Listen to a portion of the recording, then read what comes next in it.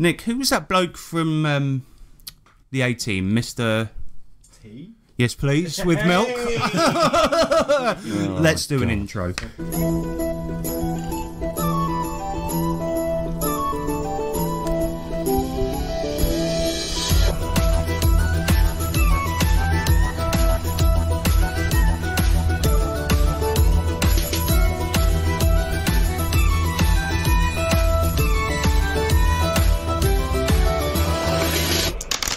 Hello and welcome to the 3T RPG podcast. My name is Harrison Hunt and with me is Nick Lamley. Hello. And of course we've got James Clark. Hello. This is an RPG show all about tabletop RPGs, and if you're new here, you may not know that I've just had a baby son.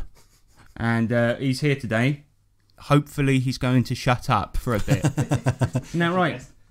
So if you hear any weird noises coming from the background... Oh, there he is. Oh, he's awake. Yeah. Oh, that's awesome. Can we give him a mic? No, let's not. Okay. Because he says, "Oh no, some of the stuff he says is really racist." Yeah. Oh yeah. He's a bad man. Anyway, yeah, we've got the feedback. We've got what you've been slaying. We've got a main subject where we're going to talk about Crystal Heart. Is it a game for cucks? And then, of course, we've got electro letters where we are going to answer your questions. But for now, my back is hungry, lads. Should we feed it? Oh yeah. Feed it. Feed it, mate. The feedback side. So the first one comes in from the Buttman. He says, going through the backlog, at the beginning of number 67, when Harrison the Huge is bitching about Funko Pop and how useless they are. To you, good sir, I say thank you. I've never understood the fascination. Do either of you own a Funko Pop? Do I own one? Yeah. What's a Funko Pop? Is it like a lollipop? I'm really glad that you guys don't know. But they're those really shit figures you see in Game and Argos and... Oh, with the square head cunts? Yeah, with the big heads. You cut the head open and there's something... Hello, dear listener. Sorry for fading down the podcast here. I only noticed that Nick's mic was fucking up at this point during the edit. I can assure you this stops about 7 to 10 minutes in, somewhere around that mark, so just bear with it for a minute, alright? And there's special editions, they've got a different hat on. Why they're so... don't even move or anything. It's not like an action figure. Are they... Where... But right, now you've embarrassed yourself, Nick. Right. Because you can use them to play the Funkoverse board game. Oh, right. Alright, so... Wait, shut up. But you can't take them out of the box. Oh, God, no. God, no. No. Yeah, but don't play with it. But why? Yeah, they suck. They suck, and they're for morons with too much money. And young people, probably. Money, yeah, they are.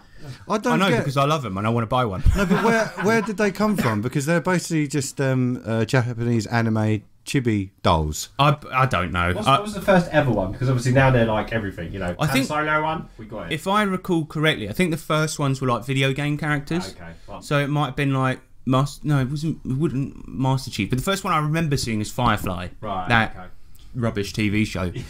But yes, Funko Pop suck. My main goal is to blow up and then act like I don't know nobody. Next one comes in from Aidan Fitzpatrick. Now I'm going to read this feedback. I want you to bear in mind that there might be a hint of sarcasm in here, and I'm not sure. Wow, a podcast that doesn't have that presentable, generic faux geek shit smeared across it. Today's a good day. Thanks, man. Yeah, I like it. I think he's being sincere there. Well, I agree, because I don't really consider myself to be a nerd, and I don't associate with the listeners in any way. No, that's because the people that listen to this show are hairless gibbons. They have to be. Yeah, they have to by definition. Yeah. So the fact that he's recognised that, I think, is a good thing. He's a good hairless gibbon. Yeah, he's one of the few you're good a ones. Hairless gibbon. Yeah. The other people on the Discord as well, they're cool. Yeah, they're cool. They're cool. With the exception of a few. Yeah. Count Fuckula's got some shit to answer for. Last night he shared an image of a man, like a priest, looking at a corn on the orb. Have you seen that? It's like a corn on the cob, but spherical. What the hell? So that's the sort of rubbish we're dealing with. Count Fuckula. Bloody Count Fuck. See, oh my God, I hit the table. So the thing about Count Fuckula is, if he sees something, he has to fuck it. Yeah. Yeah. And count whilst he's doing so. One! Count the thrusts. 1. Oh, that's good. Finished. Oh, no. How embarrassing. Oh, that doesn't usually happen. I'm sorry. It's just because you're so beautiful. I'm a bit tired. Sorry, corn on the orb. I'm just going to the bathroom to cry. I mean, nothing. Well, anyway, that's it for feedback. Should we get... Should we get on to what we've been saying? No.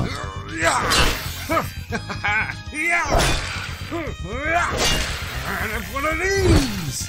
Oi, yeah. What you slaying? We've been playing our Cyberpunk campaign, Red. That's been going on, and we got to the point now where the characters are now sort of a name brand in Night City, right? Oh, yeah. They are masters of the Holloway firm, which is an ex-gangster operation that ended up being a sports broadcasting corporation. And they're trying to bring it back to the old days, go back to the gang shit, do that shit. But they recently dispatched a gang called the Voodoo Boys, taking them out entirely, and then were invited upon the boat of the mayor of the city. Yeah. While they were on the boat, everyone who was everyone in Night City was there, including the CEO of Cool Games Inc. His name is Dick Sniffington. Right, don't laugh, that's immature. Sorry.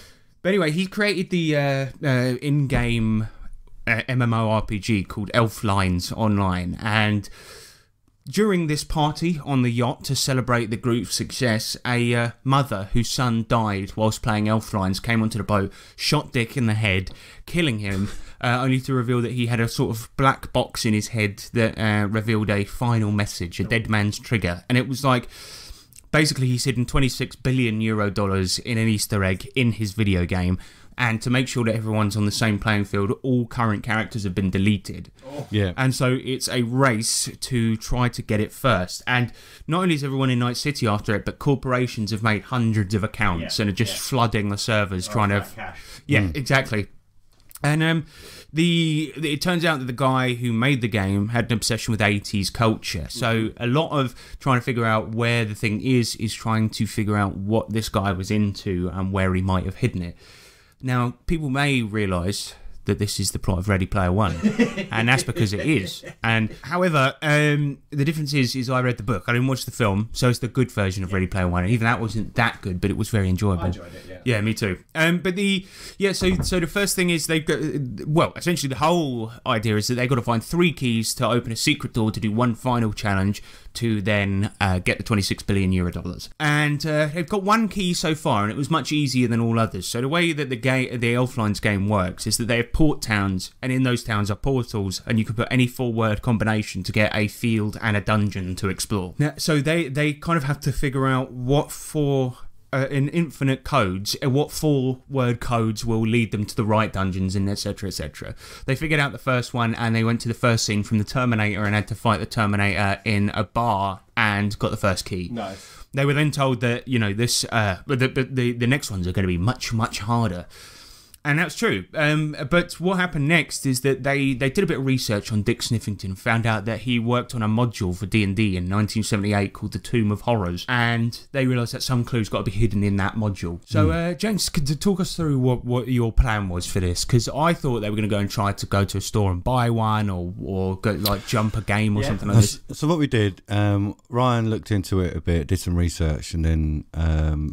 we were just like, just hack into eBay. But the way hacking works in Cyberpunk is it's local. It has to be local, so we have to be at eBay headquarters. Right. So we were like, okay, we'll turn up, but us and fucking everyone else turned up at eBay. There was a riot going on outside. What was funny is I tried to make a joke, right? Because I was like, well, I mean, you could hack into it, but you'd need to get to the eBay headquarters and hack into a device. And, that's very far away. And we just went, but we could get there. The player was like, oh, mate, where is it? And I'm like, the north of the city. And he's like, well, that's easy. We can get there in a couple of hours. And I was like, I know, it was a joke, mate. What? But yeah, so we went up there, and then Ryan got his janitor's outfit on. Oh, sorry, his vending machine repairman outfit that he's had for several sessions now, and he keeps trying to find use of it. But yeah, we turned up, and then he tried to get in, and then we got turned away because no one was allowed in or out. And it was literally, that's it. Doesn't matter who you are, you're not allowed in or out. But yeah, so we eventually started just sort of mucking up and doing some distractions, and Ryan boosted up onto a balcony stealthily with his rocket legs. Yeah, yeah, that's right. He smashed through an office, and then there was a bunch of Karens sitting there having a meeting. They were having a marketing meeting. They were like, I think we're going for a pink logo this season. They were like, yeah, pink's really in. And he just bursts in. He's like, get the fuck out. Yeah. But then he twisted it and he goes, "Oh, it's really dangerous outside. You should get further in and get away from the windows." And because these guys had incited a riot outside, because basically loads of people had the same idea as the players. So actually, at the moment, one other player's got both the first key and the second key. So they're behind. Yeah, so the players are behind. Yeah. But yeah, as James mentioned, there was a riot sort of already bubbling up outside, and so these guys all made it happen. And so when the hacker jumped up onto the balcony and ran in, he kind of just said, "Get the fuck out, it's dangerous out there. Don't worry, I'll protect you." They leg it. And we had this pretty cool hacking scene. So these guys were fighting outside while the hacker was trying to make his way through the net architecture, and he used the back door to get into the deep part of eBay, the non-listed stuff where you can buy drugs. He found an old dejected Black Ice program sitting there, just sad, because he hasn't been used in years because nobody cares about eBay security. He's like, "Hello, stop that," and he's like, "Which way to the warehouse and shipping part of the net architecture?" And he's like, "That way. I mean, don't go that way." Don't do it, and he's like, "All right, see you later." I'm so bored and tired.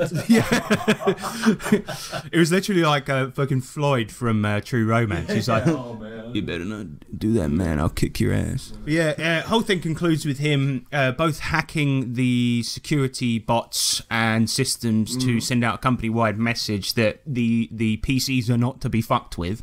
Yeah. And also to kind of get to release to release one of the listings so that he could collect it. So yeah, they got the Tomb of Horrors module, and fortunately the hacker has cryptography. So he had a look through it, found a secret code, and now they're poised to do the actual Tomb of Horrors module within Elflines Online, within Cyberpunk Red. Yeah, so in order to get the second key, Ryan took 6 days to hack into it because it was a mammoth code. It was a very difficult code, and it took him 6 days. He thought that was ridiculous, but I rolled randomly, and B, he didn't actually score very high. So the thing is, what ended up happening was I was like, okay, it takes 6 days. Does anybody else want to do anything while you're doing it? Yeah. 2 players, I'm not going to name any names, but they went off and got really fucking stoned during the break, which was really annoying just to begin with. And they came back and they thought they'd outsmarted me because I said, okay, 6 days. He goes, right, Biotechnica, it's one of the other big corporations in the game, has recently gone into liquidation, which means that their stock is all going to be public property and thus it's going to be auctioned off. Sean was like, right, I'll go down to Biotechnica, get the pink slip. Oh, I said his name. He's like, I'll go down to Biotechnica, I get the pink slips, and I'm going to come back. That's 2 days. For the next 4 days, and he's then trying to unlock an epic level mount within Elflines to make himself go faster. But the thing is, right, I said, no, look, the company auction, it doesn't happen the day after it goes into liquefaction. Liquidation. Yes. So it's going to be about a month's time. Yeah. And then he was like, yeah, but we've already spent 6 days, so it's not going to be a month. And what number is it, right? Well, no, what month is it? Because if it's February, that means we've only got 18 days to wait. So, and I was like, no, I meant a month from the end of the downtime, so shut up.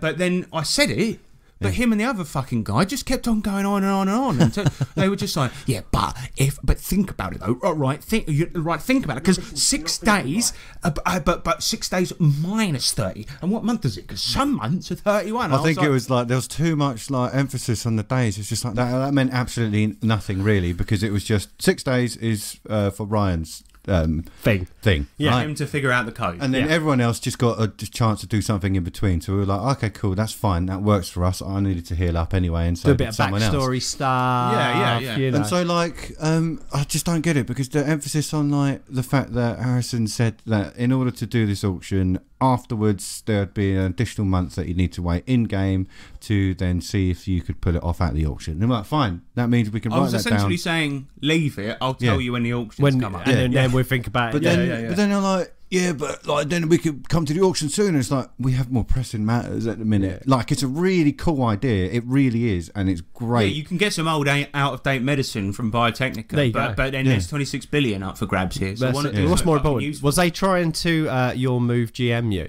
No, it wasn't even that. It was just the sheer. I just got lost in it. It's like, you know, when some people when they take illegal substances, which neither of the players in this particular case did, and this is entirely a joke, and they've never done it and never would. Some people think that what they're saying is incredibly profound and smart. And Sean was... I keep saying his bloody name, but he was like, he was like, oh, so, yeah, you know, like, I just love it, man. Like the planning, like, can you believe the planning that's going on right now? And I'm just like, We're in the this lab. isn't planning. We're discussing how many days are in a month. That's different. Poor Ryan had to take a floor break. Yeah. Yeah, so one of our players got so frustrated at watching these two just talk absolute rubbish. He planked on the floor. He face down laid on the floor, and I've got a video of him just jumping up and going. Yeah, but he jumps up and he's like, "Take your fucking turn! Just take your bloody turns!" And he started crying. It was easily one of, but I was kind of like fanning the flames a little bit because I was just you could see I sent these guys a video and I'm just like, no, but wait, because it's 9/11, but that's not the same, but they use the English date format, and it was just Was it a leap year though? Oh, don't. that probably came up at some point. I actually think that Ryan, that wasn't a joke. He got pissed off, but then turned it around at the end. Like he was. He was definitely pissed off. Do you see his face Before the video that I saw when he's not on the floor and the kind of camera pans as they're chatting about it, and Ryan's just sat there like. He looks so bored. But it's funny. I would be bored. Imagine that. Imagine saying the video I saw where he's not on the floor. That's how stupid it got. It was bloody. It was one of the most annoying things I think I've ever witnessed. But I didn't want to just say shut up, right? No, of course I was going to sit there and just let them do it and be like, "Are you fucking serious? Like you've been doing this for Did they get to the bottom of it? Yeah, they did, but they did within the first minute. That's the trouble. Yeah. I said no. It's circled back I meant round. All the rest was just filler. circled back I was like, round. after the 6 days, there's a month. And they're like, what month? And I said November, so there's 31 days, Yeah. right? Or whatever. Okay. And then but don't fucking matter. Because we're not that religious about our days. details, mate. Details, mate. Oh my god. So yeah, basically very fun at the moment, but very frustrating. And I think what's kind of cool though, so Cyberpunk, it does have rules for the MMORPG Elf Lines Online. Oh right, okay. That they released as free DLC to the main game, and basically. It's really cool. So you create a character in the normal way you would, but the pool of skills is different, and you don't have things like cyberware and stuff like this. There's a pool of skills and pools of gear. But I kind of wanted the system to be really simple for the online game part of it, so I've been using Tiny Dungeon. Ooh, it's a really cool system. It's brilliant. It's so light. It's basically a micro RPG that's been expanded to be an entire book. Oh right. So all it is like there's one page of rules, a bunch of races and classes, and then that's it. But after that, it's got like it expands upon all of that with 6 mini settings, all of which are like 2 pages long. What about a bestiary? The best bestiary you've seen? It's mad because it focuses very, very much on dinosaurs. Ooh, so if you want the a best dinosaur very bestiary ever. good. good library of dinosaurs, then That's Tiny your one. Dungeon's got it covered. And then it's got, a bunch of optional rules, and that is about it. Like, it's pretty bloody good. But in addition to that, we played a bit of D&D 5e. So, Nick, you came down for your special day? Yes, special Yes, day. mate. It was You got lovely. let out for a day? Yeah, we had a great day of activities, and we kicked Did off. we though? Well, No, we did, some shut of up, we us did. We did have a good laugh. Well, I nearly died. We'll get to so- that. No, we'll get to that. So yeah, we kicked. We We'll kicked get off, to that, shut we up. kicked off the day with a bit of D&D, which was great, and I actually got I had the pleasure of actually playing the quintessential adventure. starter adventure for D&D, which is the Lost Mines of Fandelva. Vandelva. And that is where the town of Phandalin comes from. Yes. So, yeah, I mean, it's a really good adventure, and we actually didn't really get to the bottom of it. And when we turned up and he said, "Oh, we're playing this," I was like, I know this adventure a little bit, and it's a 3-sessioner, but what we did do is essentially that you're searching for your lost cousin who's gone missing in these mines. And we sort of did the first boss and got up to that point. Yeah. But it was a lot of fun, and the GM in question is the one that we often mention is the guy that loves Critical Role. Yeah. And you could tell, but his descriptions were very good. As he was reading the text entries from the book, it was like quite atmospheric. It was very eloquent. Yeah, Like, yeah, He And enunciated it very well. I enjoyed the piss out of it because that's the first time I've ever played D&D. Shut up. It is, seriously. Oh, have you only ever GM'd it? I've only ever DM'd it. should I So, say. yeah, that was the first time I've ever okay. played. It was a good laugh. We had a Does laugh. Pathfinder didn't 3.5 of D&D 3.5 not count? I Yeah, guess that's it true. does. No, because 3.75. yeah, because Pathfinder is a version of D&D. we? Yeah. But official D&D, I've never Okay. played. And it was the starter module as well. So there you go. So you probably feel like a proper noob. I do now. Yeah, yeah. It was a laugh. We fucked about, Our of course. characters, because it was a one shot, we did go a bit mental. So Yeah. we used the pre-gens from the starter box, and we all went for pun names. Oh, of straight. course. So you were a high elf, I was a high elf, which was what was I? Chronic Delestrange yeah, and he was a weed smoking elf. Yeah. Jamaican type elf. Yep. James, I was Jackson Chan. he was the fighter, so I was a noble, He's a noble, person who was a fighter. Yeah. So he was he was basically Jackie Chan. And then we had Moulin Rogue. But what was funny about Moulin Rogue is that he misspelt the name as Moulin Rouge when he put it down on his sheet. So we had Moulin Rogue, then I was none the wiser. None He was the wiser. a cleric. That's right. And I kept burning all of the loot we found because it was stolen goods. Yep, that's right. That's right. We met Clark. Clark, yeah. Clark, sorry, yeah. Yeah, that was awesome. I didn't know that encounter was coming up when I set the room on fire. I just saw, because I saw a bunch of stolen provisions and I'm like, stolen goods, burn it all! I think I really like the fact that at the end of that session, James showed us the book. And then he just went, right, you just walked into the dungeon, took a right, didn't stop, and you got straight to the boss. Yeah. And I was like, oh, that's awesome. Touch. Well, I mean, it just shows how fucking good we are. That's right. Yeah. You know, straight to the point. Do you know what was funny though? The thing that I'm surprised hasn't come up before was that Moulin Rogue, he was a hobbit, and he was a bit of a sex pest, right? Now, as soon as we got into Vandalin, after this journey, but we do have to mention it because I want to know if anyone else has ever had this joke made at their table. Because what happens? We get into Vandalin, he sees a bunch of kids and assumes that they're not children, but halflings, but hobbits. And so he looks at him and he's like, "Hello, sexy lady." And suddenly all the village starts frowning at us and we're like, we should get to that cave. That's weird. That was bad. That was a low point. Was about. We hadn't even had a What drink about at that when point. What about? I'll tell you what did make me laugh when he was like, "So I'll pay you." So we went to the shop, did we? So we delivered some goods to the shop. Another shitty encounter with a shopkeeper. That's it. Yeah, and he was like, "Right, I'll give you all 100 copper each." Would it? I think. Yeah, no, it was 10 gold pieces. Sorry, 10 gold, and then Ryan's character Moulin Rogue, he was like, "Oh, you gave me copper pieces," because he had some copper pieces from before, didn't he? And he tricked the shop owner into actually giving him more. And I tried to sabotage his. We used mage hands as well, didn't we, to knock something off the shelf? It was so stupid. Like I just thought. We say so often on this podcast, it's like, why do we have to treat shopkeepers badly? And then as soon as we see one, we've done exactly that. Yeah, I helped him clean up though. Yeah, that's true. Let's be fair. That's true. But it was very good fun.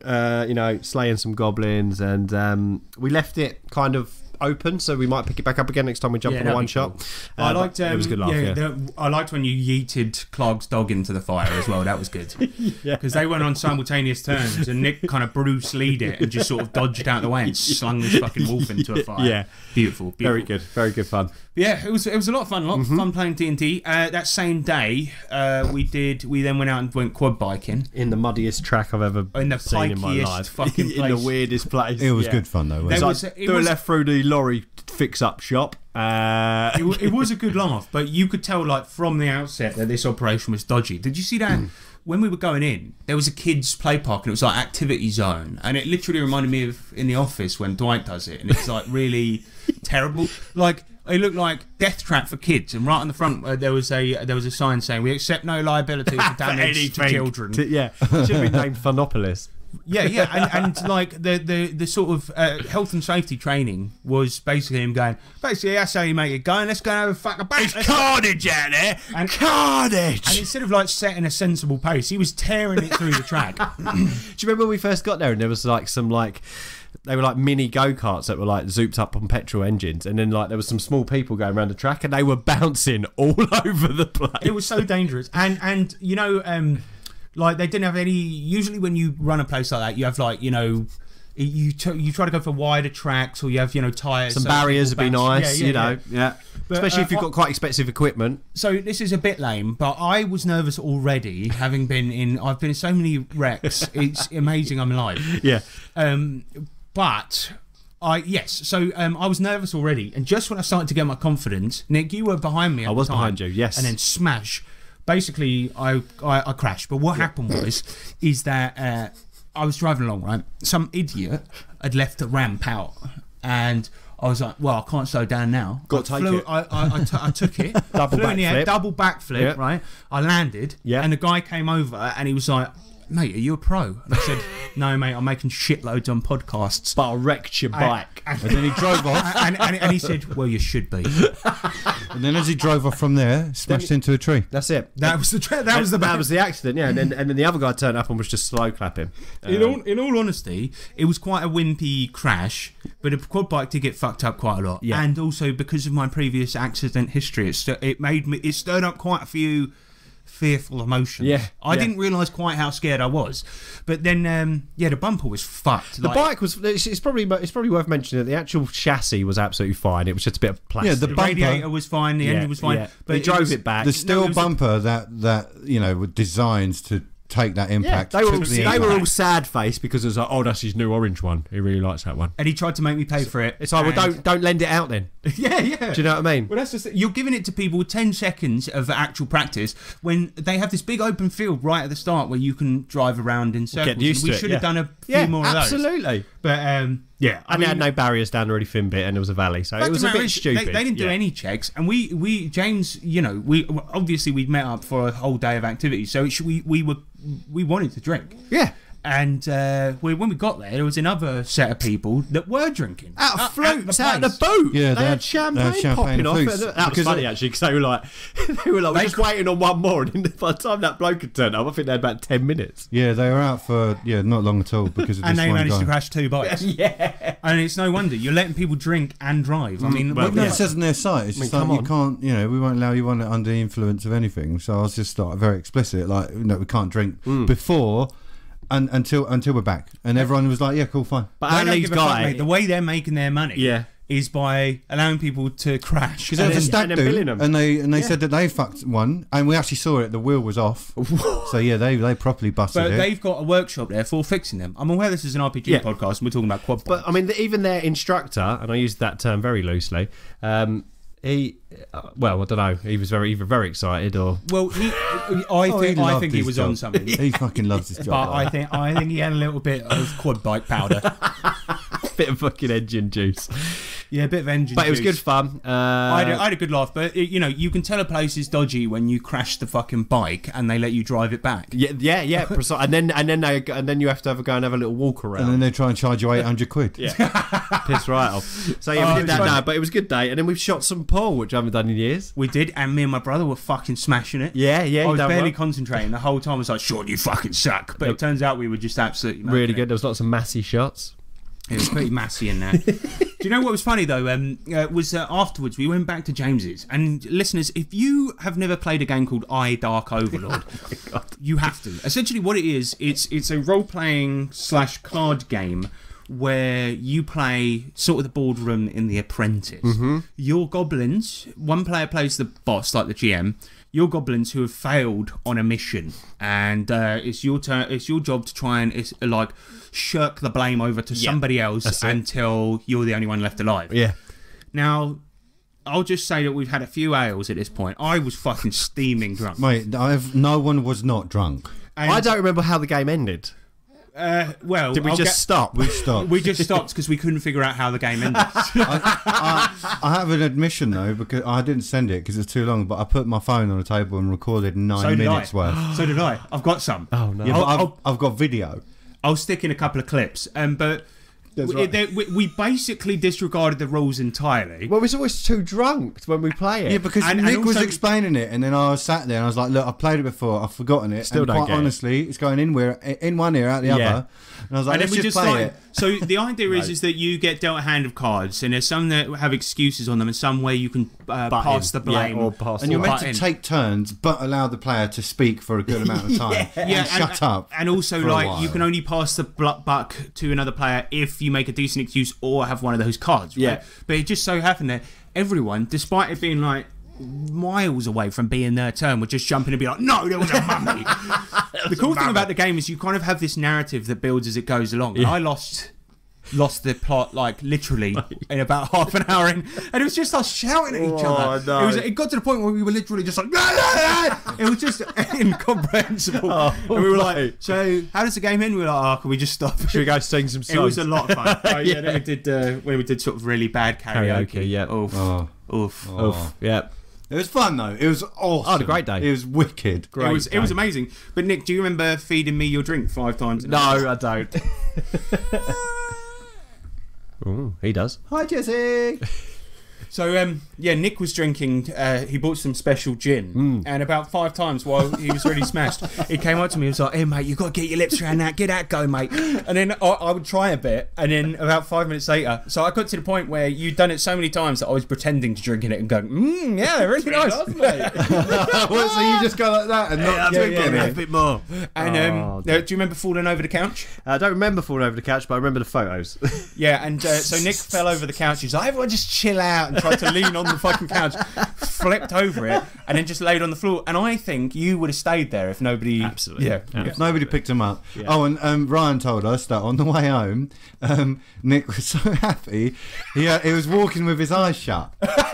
Right? I kept wandering into the road. Yeah, and he kept wandering into the road. So apparently Ryan just consistently just had to steer Nick. It's probably worth mentioning. I think we left yours about 10:30. No. It was 11. Oh, 11 o'clock. Okay. Just after 11, yeah. But as we were leaving, I was like, "Come on, we got 40 minutes till the pub closes." And Nick, we all started singing, like ironically singing, "Let's go fucking mental." But when you joined in, Nick, you were like, you sounded like a character from Tough Guys. You were like,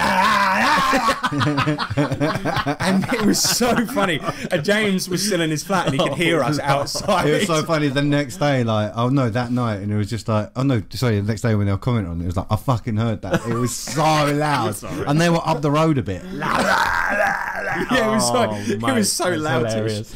Oh, it was good. It was a great day. We'll do that again. was That was wonderful. really good fun. It was good fun. I had an ale with 2 whiskies in it after the car crash. Yeah. Because I was like, Wait, what? Did you? I did, because I was really shaken up. Oh, was like, bro, I didn't know that you I had no actually idea. did that. That's great. I was too. We had some well, Polish I mean, that beers. explains why I Had some couldn't. nice Polish beers. Yeah, we did. Because the pool bar that we went to, one of the Harris was like, do not get a pint. one of the times I went there, a guy served me a pint and a cockroach floating in it, and his reaction when I put it back over the bar, he just went, "Ugh," and then just poured me another one. I was like, "No, mate." I don't want that. When was that? Oh, that was quite a few years ago, but I was really drunk when we went there to go and play pool, so I actually told the guy, I was like, "Mate, I don't ever buy food because you put a cockroach in it once," and he's like, "Mate, I would never do that." And he got a bit aggressive, and I was just like, "Okay, thanks for the bit." But yeah, we were drinking authentic Polish beer, mate. That's it. Authentic Polish beer. It was nice. Yeah, it was good. But we've talked too much about non-RPG stuff, but I will say this: play D&D 5e. I think that game's going places. And if you can Check get Dark Overlord as Check well. it get out. your hand on Dark Overlord Yes, as well. get worth that. a You probably play. won't, but do. Dark Overlord. Yeah. Bye. Main. Subject. Magic. Main. Subject. Tokyo. Main. Subject. A game for sissies and snowflakes. A game for people whose wives have multiple partners. A game for people who would crumble into dust if a stiff wind came along. These comments, and worse, were levelled at Crystal Heart. A game powered by the Savage World system and conceived by Eran Aviram and Aviv Or. I don't know. I knew I was going to pronounce the names wrong, so I sort of tried to just give it, the effort it deserves. You know what I mean? Okay, good. Well done. Crystal Heart is probably the most divisive product released for Savage Worlds since Shane Hensley released Savage Al Qaeda. Half of the Savage Worlds people said it was a great fantasy setting inspired by modern cartoons and Final Fantasy, while half of the community lamented over the death of the adult themes and claimed that the book had a snowflakey SJW agenda. Perhaps the most common criticism against the setting at the time of its release was that its writers, and indeed its fans, are cucks. Now, while it's simply easy to agree by just taking a casual glance at the book's Steven's Universe style cover, we like to do our research on this show. So today we're going to be examining the history of cuckoldry, the story of how Crystal Heart came to be, and we're going to see, is it actually for cucks? Now, where this idea came from, and what's funny is that I used to personally know someone who I spoke with regularly on a public internet forum, and when I jokingly suggested that the game was for cucks, he became very offended and upset. So was this unnamed man becoming defensive because he was jealous of his wife's boyfriend Jamal? Or was he angry because I was wrong? Today we're going to finally find out, lads. And I tell you what we're going to do is, if I was wrong, I'll apologise here and now to that unnamed person. Okay. But if I was right, I am going to gloat Like a motherfucker. Normal. Yeah. Like I usually do. Yeah. But first of all, let's start with the history of cuckoldry so that we can educate ourselves before we make up our minds. So, Wikipedia describes a cuck as, is the husband of an adulterous wife, the wife of an adulterous husband is a cuck queen. In biology, a cuckold is a male who unwittingly invests parental effort in juveniles who are not genetically his offspring. Right. So that's how it happens in nature. Now, the term originated from tree-dwelling European birds known as cuckoos. Cuckoos. Cuckoos? So it should be cuckold then. Yeah, it should be cuckold. You fucking cooks. Make me a sandwich. So, basically they had a habit of laying their eggs in another bird's nest. That's right, parasitic, yeah. Pretty baller. The first use of this term as an insult comes from a poem from the mid-1200s called The Owl and the Nightingale. In the poem, an owl argues with the nightingale over who is the better bird, and the nightingale believes the owl is fat, annoying and underhanded, while the owl believes that the nightingale is all fur coat and no knickers, saying that while the nightingale's song may be pretty, its pleasant and sensual tones lead people to commit adultery. But like an owl, that could rip your throat out. But you just sing sweet songs, I'm going to have sex with your wife. And that was basically the first use of it as an insult. Right. And the nightingale actually agrees with the owl, saying that all women cuck their husbands because men are lecherous and evil, and that her song isn't to blame for the shitty nature of man or the promiscuity of unmarried women. Now, the nightingale has a point, but the poem ends when the owl threatens to get all of his predatory bird mates and fuck the nightingale up. And then a wren comes along and basically tells both of them to shut up. So it's pretty much nothing has changed in the 800 years since this poem has come out. Now, this version of the term differs a little bit from the modern use of cuckold. So we'll get into that later. But now, according to an encyclopedia of swearing, the social history of oaths, profanity and foul language, the first use of cuck as a derogatory term comes from the monk and poet John Lydgate. In 1440, he wrote a poem called The Fall of Princes, which is really long, and I mean 36,000 lines long. What? Monks didn't have much to do, let's be honest. Yeah. If they're not out shagging or making cheese, they're writing 3,000, it's a lot, right? It's a big fucking number. Fucking lot of books. But yeah, this poem is 9 fucking books long, so I'm not going to go into detail, obviously, right? Because I've got shit to do. But it's about the lives of many historical figures. And speaking of one such person's wife, he wrote, "To speak plain English made him cuckold." Now, I only found that short quote, and I tried to figure out who he was speaking about, but all my searches only yielded porn. Anyway, Lydgate's poem, intended to insult various popular celebs at the time, was quite synonymous with the attitudes of the time. You see, back in the good old days, wives were seen as the man's property. And, I mean, that was the good old days, you know what I mean? And as such, a wife adultering was seen as a failing of the man. That they weren't being stern enough with their woman, weren't beating them in the right way. Do you know what I mean? Yeah. You see, This explains, right, why several of Shakespeare's comedies featured characters who were cucks and were called such as an insult because, that was sort of like, that's the biggest insult at the time. So you can't control your woman, you fucking out. Look at the state, yeah. So now the term today, when somebody says it, they really mean a person who possesses the quality of a cuck, as in a weak-willed man who has no authority, skinny arms, and is incapable of satisfying a woman. This is interchangeably used with beta male, referring to someone being lower in the wolf pack, dude. And this kind of implied meaning was also popular in the 1500s. If you wanted to say that somebody possessed the qualities of a beta male, the term used at the time was he wears the horns of a cuckold, or simply he wears the horns. Oh. He wears the horns of a cuckold. That's yeah, so brilliant. if you said, oh yeah, mate, you don't want to be hanging around with him, he wears the horns. And they go, no more. So this is a reference to the mating habits of stags who forfeit their rights to a woman if they're bested in combat by a cooler stag on a motorbike with a leather jacket. The implication that someone wearing the horns of a cuckold has weak-ass horns and no motorbike. Ooh. Now here's a fun fact. Essex, today, has a perhaps incorrect reputation as being full of promiscuous women, right? And, we have a few listeners from Essex, if you can confirm. Let us know.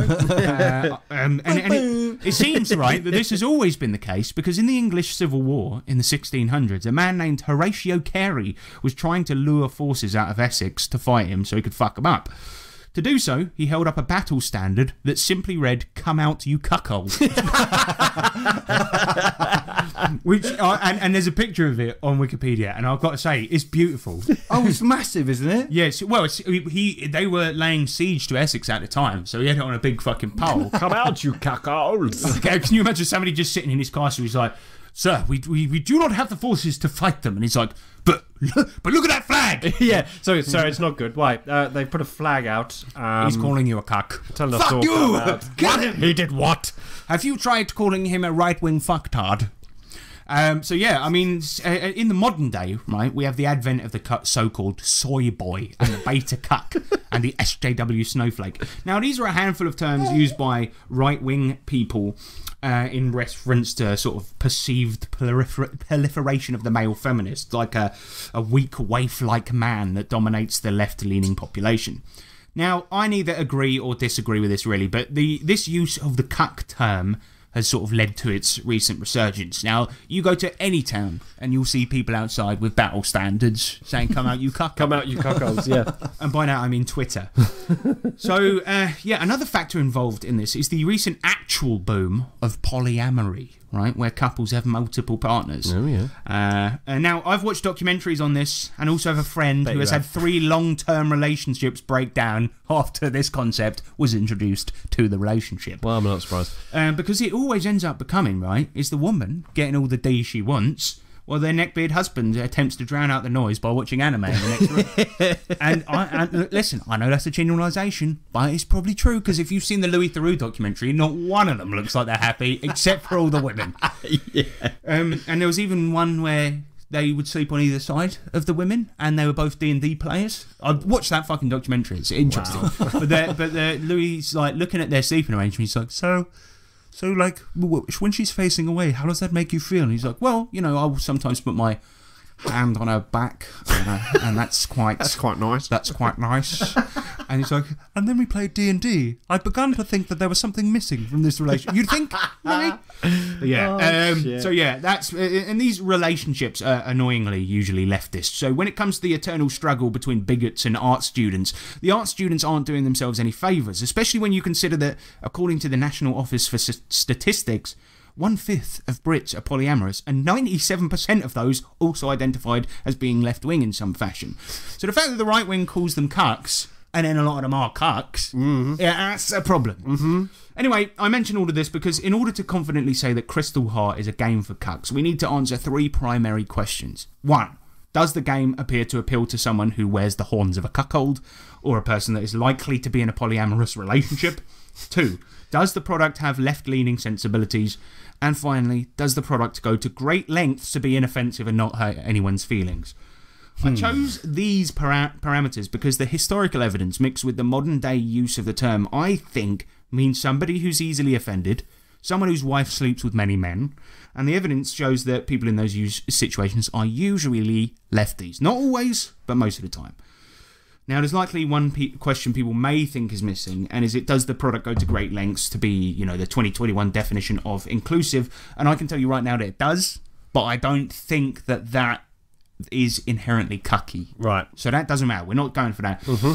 And before I get into the book, I should state to people listening, I'm not anything, and I don't lean either way.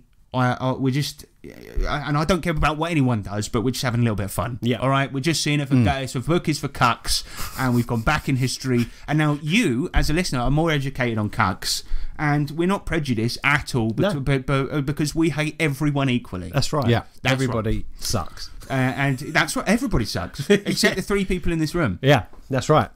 Four. Oh yeah. Well, a little person. Yeah. You were going to call him half a person, you piece of shit. Did you hear? Look at him. He's so offended. He's asleep. Right. Let's get into the book, shall we? Yes. Now, before we start, first up, but to do this review, I went on Drive Through RPG to buy the book. And I had one of the most shocking revelations I've ever had in my life. I typed in Crystal Heart into Drive Through RPG. Yep. And there it was. What I saw shocked me to my core. You already own this product. This was like a scene in a horror movie, right, where the protagonist realises he was the killer all along. Like, he looks in the mirror and he's got blood in his hands. I was looking at it thinking, could I be a cuck? I asked myself as I stared into the computer screen. And then I remembered all the late-night greengrocers trips my wife has been making, and how she's always having really sweaty and just gone for a run with her mate Jerome. But to be fair, I don't remember buying this at all, and I don't even know why I had it in my collection. But that's the truth, and I'm sticking to it, Your Honour. But here we are. So, Crystal Hearts, mate.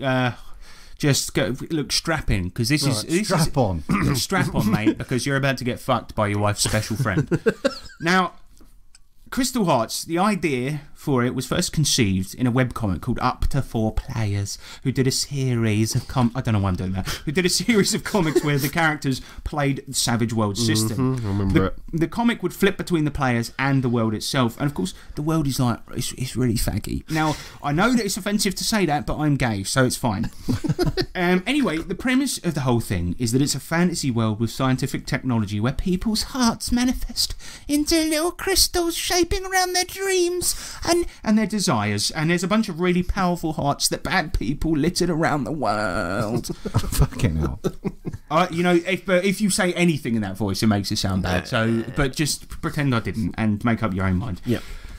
But in order to harness the power of the crystals, the user must sacrifice their own heart to replacing it with the crystal. So it's basically Steven's universe.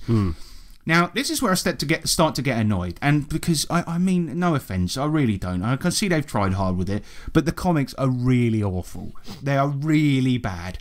The in-world stuff is written like a kid's book, and when the GM and players talk, it's like the writer, Erin Aviram,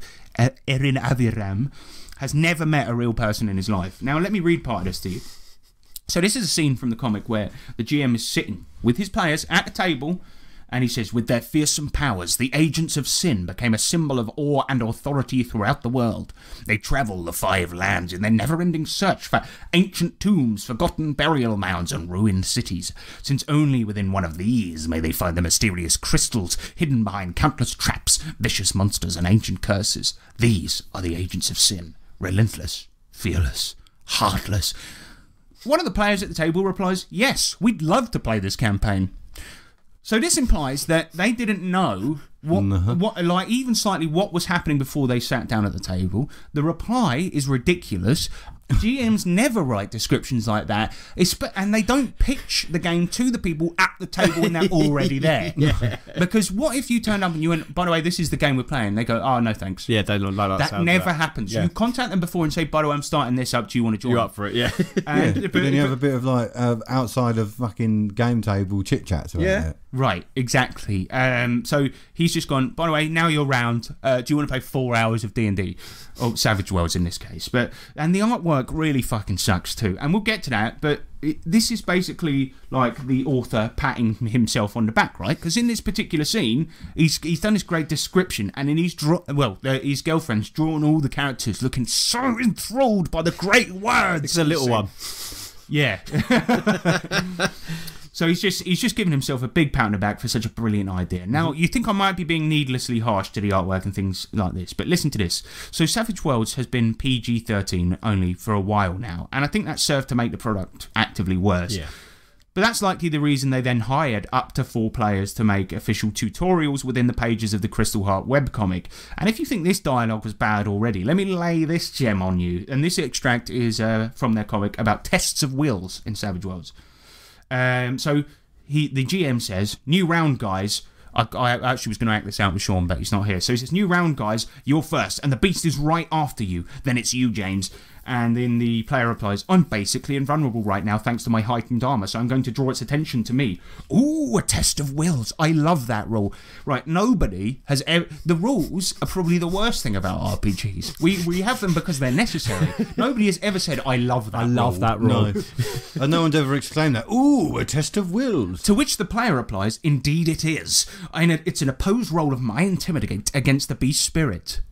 Who speaks like that? Nobody speaks like that. It's like, I get that you're trying to explain it, but why not just have, like a sort of narrator text box? Yeah. Saying, here's what's happening, blah, blah, blah. This is what... But, And be like, yes, I like to do that. And he goes, right, now here, the player can do this and But that. the GM has said that he loves that rule, I love which that implies that he knows what the rule is. But the player feels the need to explain it to him right back anyway.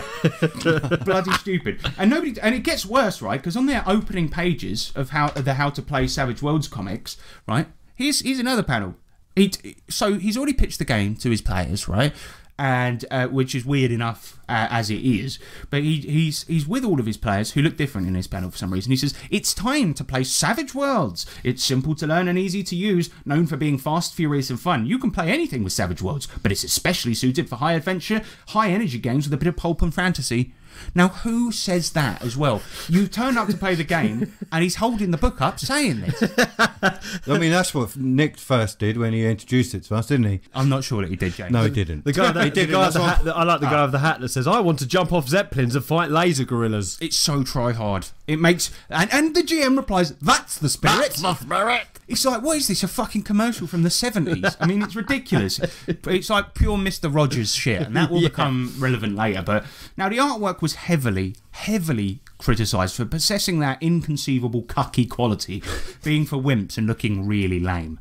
Now, I will say, on a technical level, the art is very good. Yes, but it's the style of it that gives it cucky qualities. Now, I sent you some pictures from the book as well, and it's okay, right? Okay, she's obviously a very good artist, the lady that's drawn it. Yes, she possesses a great technical ability, but the style is like that of a modern kids' cartoon. Yes, and specifically, it does that thing where fat characters are never drawn as fat; they're drawn as round, sexy, and curvy. Yeah, do you know what I mean? Yeah, like and. It looks like the most childish shit. If I bought this book to the table and showed it to you, you'd be like, so it's like so kids cartoons, game, is it? Yeah, right. And so when it came out, a lot of people were saying, like it's a game for kids, and the writers got really annoyed at that because they were like, no, it isn't. It's got adult themes and all of this, and it's like, I don't know. But so portray it.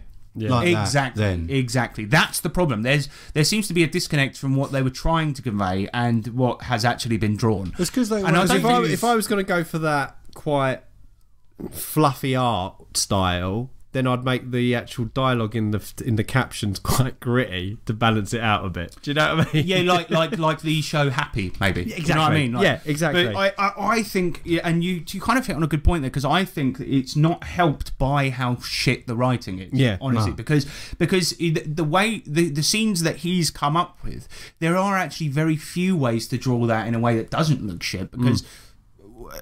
Really, those situations are ridiculous and they don't make any sense. And actually, some of the in-game artwork where it's just of the world and people fighting is kind of cool, but it still does look very 90s and very kiddie. So the art is not very good. And I mean, in terms of technical ability, it is absolutely brilliant, but the style of it is really kiddie, and that's what gave it the reputation. And amongst Savage World circles, it became known as the Mr. Rogers RPG, comparing it to the children's educational show from 1968. Now, the author of the book, as I mentioned, clapped back against it, saying that it dealt with adult themes and reminding us that there was a small amount of blood in one panel of the entire comic. But anyway, it's possible that since the comic, Aaron Aviram has eventually learned how to write, and that the art isn't representative of the actual product itself. So let's get into it. So in the intro, the book cites its inspiration as being Mistborn by Brandon Sanderson, which is a rubbish series of fantasy books for children, Pokemon, What? and Final Fantasy VII. So this adult book is Right. is by it's a children's book and a Children's anime. cartoon and a game that can video be game. a video game that is for all ages. Yeah. But they did say specifically the only aspect from Final Fantasy VII which is similar, because that actually does have some adult themes. The only aspect is similar is that in that game you put crystals into your weapons to give them powers. Ah, right, That's okay. it. All right. So it's not looking good. It's not looking good. And so we already know about the crystal hearts and shit. But one detail I haven't mentioned is that the players in this game belong to an organisation called S-Sin, spelled S-Y-N. Okay. Ooh. Now, it's the job of this lot to track down bad crystals, which would have been a better name for the game. Yeah. Bad crystals. Bad crystals. And stop them from falling into the wrong hands. And this also means that such crystals are used by Sin and installed into its employees to help them fight bad guys. Oh. These crystals also turn the world around them into whatever theme they inhabit. For example, when tracking down a incredibly powerful ice crystal, the area is probably going to be icy and frozen. And that leads to some cool adventure hooks, and I quite like that. Because the example stated in the book is that a fire crystal being dropped into the ocean, perhaps somebody was trying to get rid of it, and then suddenly volcanoes are sprouting up in like island nations, which is actually really fucking cool. Mm-hmm. Now, just like Avatar, Raya the Last Dragon, Ruby, Shannara, Orang, Record of Lodoss War, Earthsea, The World of the Five Gods, and many, many, many more, where the fantasy land is divided in just into a few nations, Crystal Heart is no different, and it's divided into 5 distinct countries. And you know what, fantasy authors, we get why you do this, right? Because it makes your life easier. But please, for fuck's sake, try something different. So the 5 lands of Generica in Crystal Heart are basically Swampland, Forest World, and a bunch of island continents of nothing but plains and a poisoned sea. Now, the names are so bloody generic. So the Swampland is called Bogovia, and the Forest Land is called Fjordstad, which is basically like Norwegian, I think, for Forest City. Mm-hmm. And this is where the level of imagination I've come to expect from Iram at this point, and this is where the rest of the book sort of follows suit. Well, the crystal idea is very good. Every elaboration of the world from this point on is going to make you cringe, so strap on, lads, because I'm trying to Strap in on. For example, when Sin invented the harness, which is the technology that allows an employee's heart to be swapped in with another better one, they made a shocking discovery. Having someone else's heart would result in unwanted feelings. Not like corruption or mutation or sickness or something cool, do you know what I mean? But emotions. So downtime of this game, and this isn't me projecting this on it, downtime in this game consists largely of getting therapy and talking about your emotions to your colleagues. And there are little subsystems in there for doing it. I'm not even joking. Why? Because this game... Well, no, we can't conclude yet. I'm not going to say it's for cucks, but it's looking a bit cocky. It's looking a bit cocky. Right, so downtime, you have an it's literally system. downtime. You're down in the dumps because you've got somebody else's heart and you can't, and it's all the emotions. What if they've? What if the heart he had got some pretty bad emotions? Well, Yeah, but that's not the reason. Well, like if you accidentally sort of whacked a heart in there and you're like, uh-oh, Imagine if I you think got- this guy might have been a paedophile. Getting these urges. I mean, that would be better. Then you get Hitler's heart in there, and then your little moustache comes up. You're like, oh, what the fuck? I keep doing this gesture with my arm and I don't know what it means. And you look at Wikipedia. Oh dear. The I mean, history. that would be fun. Yeah. If you That's what it is. Isn't it? absorbed- That's interesting. If you absorbed traits, wicked traits. but in this you're like, oh, but I love them. But I don't know. No, it's not that. It is actually that they can be unwanted, or you're dealing with somebody else's baggage in addition to yours. Like maybe, your character's got a dark backstory, but in his heart you've put into, they watched their mother die in the war, So they carry that weight, but they don't understand it. Right, now consider this, right? Sin is a highly secretive organisation whose recruitment process consists of, as it says in the book, petitioning people who come near the building. Oi. Right, so You're a bit close. picture the scene. Can I interest you in Oi! You want to join a secret organisation? No, it's not a secret organisation unless you say yes. Come closer. Come closer. People right here are stalking. Right, once you pass that line, that's it. So you're living your life, taking a wagon of grain to the local grain competition. When you pass a monolithic technological marvel of a building that you can scarcely understand, and a voice comes through a speaker asking you to join, despite knowing nothing about you, this shadow organisation where they will cut out your heart. But it's fine because they claim they'll give you a new one and that they have the technology to do. Oh, yeah, sure. Something you have never, ever heard of happening before. Do you join? Yeah, mate. Yeah, sure, yeah. Yeah, what's that? You want to kill me? You put me in a new heart? Yeah. Bit laugh, mate. Wait, you want to take my heart out?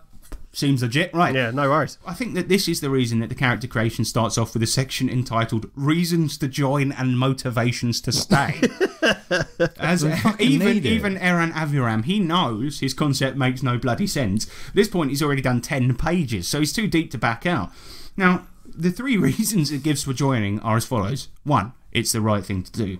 2, you can Having your heart taken out and replaced. That sounds like the right thing to do. It does. Especially if you've got a family. Get in there right now. Yeah. 2, you can gain massive power. 3, you have no other choice. What the fuck? Oh, you could use all. You could Yeah. use all 3 to be fair. So it's like as the Tannoy like gets louder when the person gets Listen, you closer. better it's do like, this. The world is. Look, mate, it's the right thing to do. Oh, did I mention you can gain massive power? And also, by the way, our bodyguard Steve's behind you. so you're over the line now. You've got no other choice.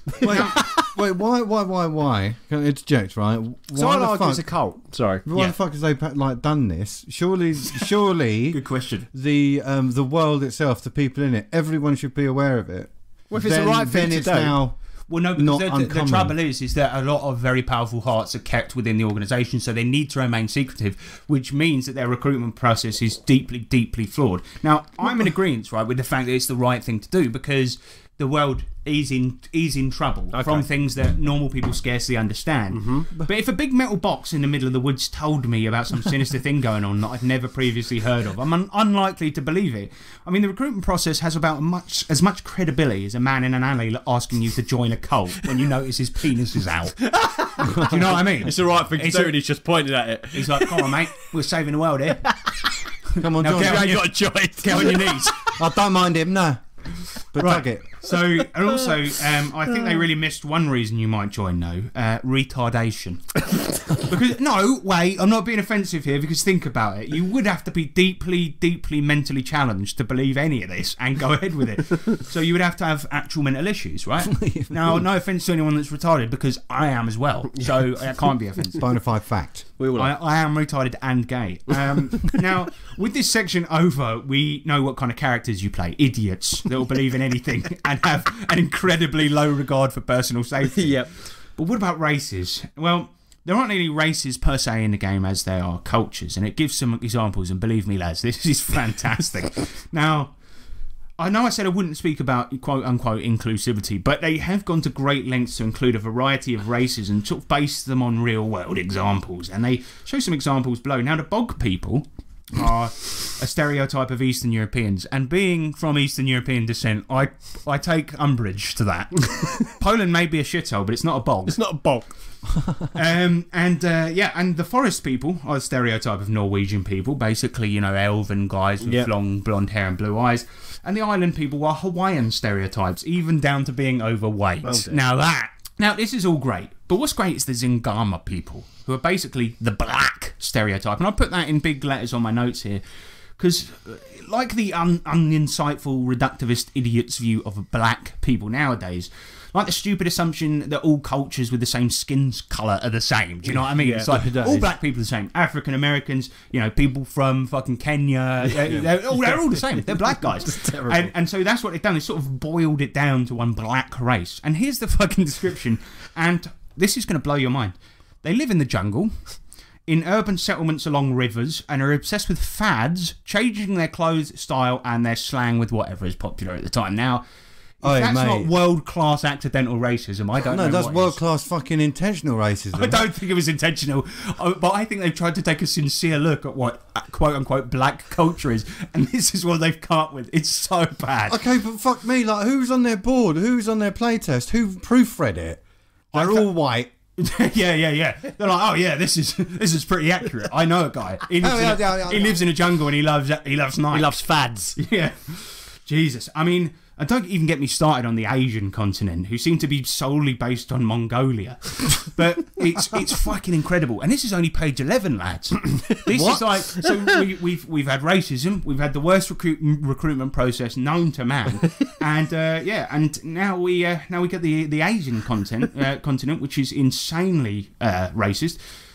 But the game uses Savage Worlds as a base. So you then do the Savage Worlds character creation shit as normal. You've chosen your race, you've chosen your type of retardation for joining Sin, and you move on. So they do the Savage Worlds character creation shit as normal, including edges, hindrances, and whatever. Now, the book is very careful to point out that hindrances, even the worst ones like blind, elderly, and so on, are actually good reasons to join Sin, because you can dedicate your time with them to finding a new heart which cures whatever it is you've got going on. However, hindrances like bloodthirsty, mean, or evil vows will not be allowed within the Sin organisation.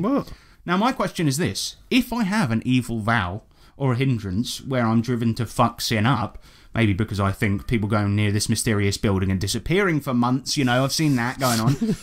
Do you think I'm going to tell Sin that that's my plan? Do you think that's going to be operation number one as soon as I get in there? No. Well, full disclosure, guys. By the way, everyone's there on recruitment day, right? By the way, guys, if you have got any evil plans, you're going to have to tell us now. Because if you have, I'm sorry, but you can't join. You, Darth Evil. No, not me. All right, well, if you could go to the heart chopping room, please.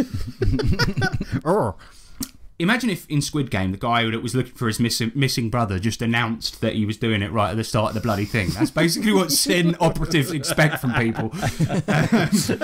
They would have just shot him and thrown his body into the water. Yep. Not only that, but the recruitment policies of Sin are so loose that I'd estimate about 90% of the people working there are probably there for shit reasons, right? This is further evidenced by the fact that the enemy hindrance, which is modified now, instead of it being some real actual threat, it has become it's now someone from inside the organisation who wants to make you look bad, right? Oh. So there are people within the organisation that care so little, apparently, about the world being fucked up by world-ending supercrystals buried under the earth, that they're willing to fuck your efforts up to save the world just for a laugh because they don't like you. I mean, if you are joining because you have some ailment, Sin is so tech-heavy that most disabilities are taken care of. The slow hindrance is negated by a wheelchair somehow, by the way. What? You're travelling through fucking swamps and fucking shit like that. No, it's fine. You got a wheelchair. Zoom! The one-arm hindrance is negated by prosthetics, and for some bizarre reason, the poverty hindrance is just flat-out banned. Can't be poor. Yeah, you can't... No, you can't... No, there is a reason for this, but... Bear in mind, poverty, the hindrance affects your starting gear. Yes. So what the fuck are we doing here? Yeah. Aaron, have you read the Savage Worlds book? Anyway, I mean, that one, as I said, you know, the poverty hindrance I get because gear is provided by Sin, but the way they go about that is really fucking shit as well. But anyway, what about new edges, mechanical flair, and special abilities for your characters? Well, there's an edge called the Zingamanian Nationalism, because you're a proud nationalist, which is already in Savage Worlds. Except it's a hindrance, because being racist is usually a problem. But in this case, if you're a racist but you're a black racist, then, well, that's good. That's all. Is that the only one that they've put in? No, there's some other ones as well, but, you know, it's... But they've singled that one out. That's done, right? And if you think that they haven't patronised black people enough already, the black people enough already, let me just read the description for the proud nationalist here. Oh, fuck. Zingama is the best. Be proud, Zingamayans. All the other peoples only believe in their families, tribes, and cities. They don't really understand what it's like to be part of something larger and grander than themselves. Fuck off. Man, why? It's so patronising. Why can't it just be like... why does it have to be singled out? Why can't it be one that can apply to any of them? Well, yeah. Well, that's a very good point, James. Like for example, the nationalism... or the jingoistic edge in Savage Worlds that's already there. Well, it's a hindrance, but Yeah, but you're just really overly because- patriotic. That's it. Right? yeah, and it's usually sort of hating other cultures is not usually considered to be a bad thing. But in this setting, if you want to play actual Al Qaeda, you can take a positive edge from it. I love my country. What? No, this is just my special vest. The trouble with this game is that every few pages you find something that drives you mental. For example, he's gone to great efforts to make the signature move edge, and it's a convoluted mess. The idea is that you have some kind of special move, right, and nobody else does, like the people's elbow or something like that, right? So signature moves, they must include a motto, a name, something you say as you do it, so some meaningless, tactically backwards choreography. Now, I have no problem with any of that, right? But in Savage Worlds, or indeed any game, you can trap existing skills and narrate them as a signature move. For example, I could take the sweep edge and call it the Psycho Crusher, and when I do it, I tell the GM that I'm running around all the enemies, like that bit in the Matrix, you know, where he's doing the circular kicks. Yeah. Right? And then that becomes a signature move. So the trappings are already included in Savage Worlds as a thing. But he finds a need to put an edge that's basically already in the bloody game in there as well. And as I mentioned, like, so anything can be a signature move, and it's as easy as that. But with Crystal Heart, it needs to be laden with meaningless rubbish. This edge takes up a whole bloody page. What? So when you want to so when you want to do your signature move, you have to nail the choreography first. So first you roll to do the meaningless flips and the announcement of the move by blurting it out for everyone to hear.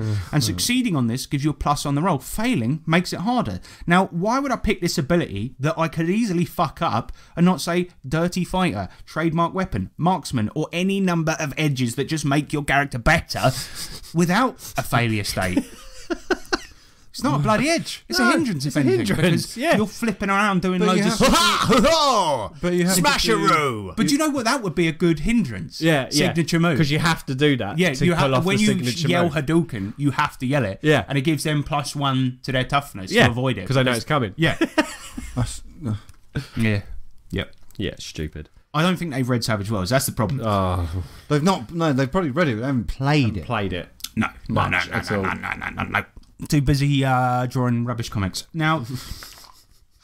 Being racist. If you want to play a grandstanding twat, right, you know, who does that type of stuff, as we just discussed, that's a good thing. That's a funny trait, especially in a cartoony game. But the text for this edge is nearly a full page, as I said. And if you really want to cringe, here's the book's example of a signature move. Muna's leaping strike requires her to climb on something large like a table or a pile of rocks and then jump onto an enemy while shouting battle strike. Battle strike! Battle strike! Wait. That table's not tall enough. That one will do. Battle strike! Wait, there's not enough distance for me to shout it in its entirety. okay. Could you move back a bit? Just stop. Okay, Everybody that's stop what they're doing. Battle strike! There we go. But do you know what, like... also, could you have picked 2 more generic words to put together? But When why are you going to would use you- it outside of a battle? And if it's a hit, it's always going to be a strike. Call it like Thunder. Fire Thunder. Fuck it. So Fire Thunder. does that mean you couldn't have a signature move that's stealthy? That's just a fact. Well, that's it. That's the point. You Yeah. have So to yeah. So do- what I want to do is I want to crawl up onto this really quiet place. I'm going to wait, and as soon as that person comes out, I want to do my signature move. But it's like, no, but you need to do a backflip first. Well, and then make, and then another good point. Because So you just drop down and go, I'm going to get you. Thunder strike. Fuck yeah. Battle strike. Huh? Well, that's another good point. If I wanted to do that, I'd just take the fucking assassin edge and make that my signature move. But there you go. What if 2 people have the same name? Well, no, you can't do that. Game's broken. You get kicked out. Game's broken. You get kicked out of sin. Right again, mate. That's a rule number 1. Now, if you think the game is already shit, right, we're going to dive into probably the shittest, stupidest part. So let's talk about gear for a minute. So, as a group, right, you start with a tank. A literal tank, What? capable of holding 6 crystal hearts independently of any living body. So that means Sin have the tech to implant these crystals into any old shit, like a toaster.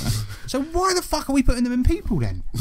Risking them taking the negative traits of the crystal when we could just easily put them into a toaster or Just a mobile make the phone toaster and then depressed. just fire it out of that. Mate. Also, if a tank has the power of 6 player characters, why would you ever get out of the tank? Isn't it?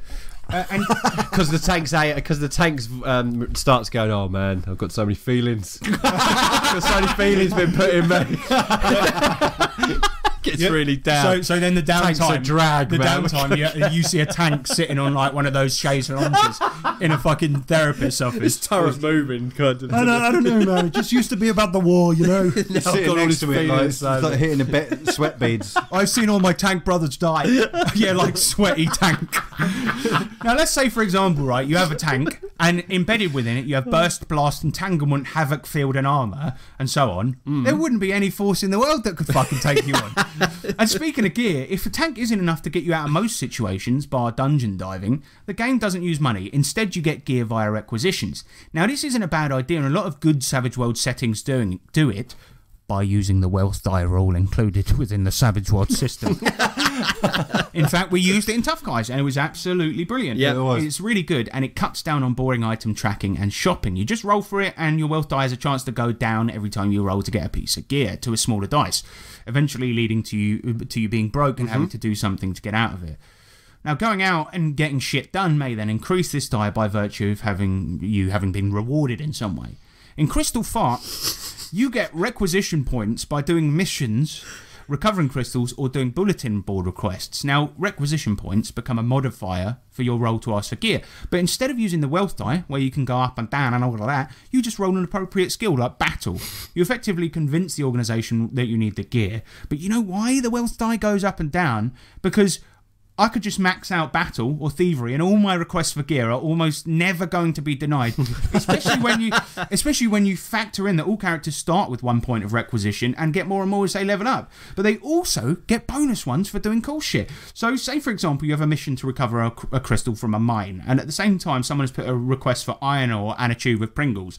You do the side shit. Finish the mission, retrieve the crystal. That's 3 points on top of the one you already start with, meaning that's an automatic success because you only need to hit a 4.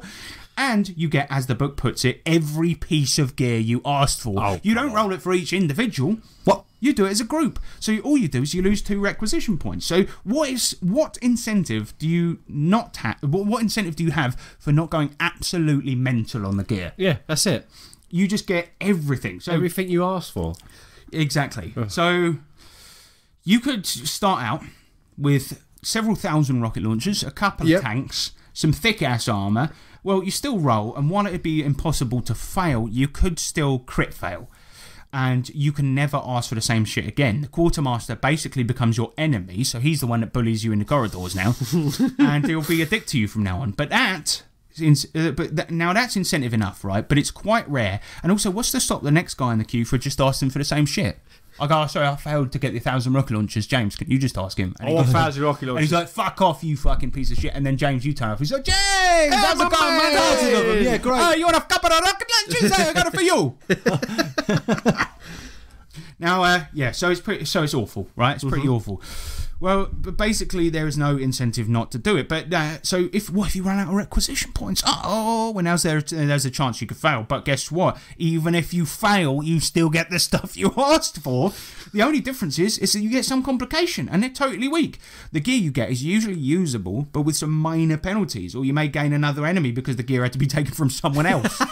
John down the road didn't want to give up his rocket So launcher. somebody could be mid-mission, and suddenly the courier turns up and goes, "Give me that." Pass it over. Why? Because Thingy asked for No, it. we're using it to save this. So look, they're burning. Everyone's dying. There's a crystal destroying. Steve asked for it. Just give me the tank. Give me the fucking tank. Just give me the tank. I don't care if it's crying.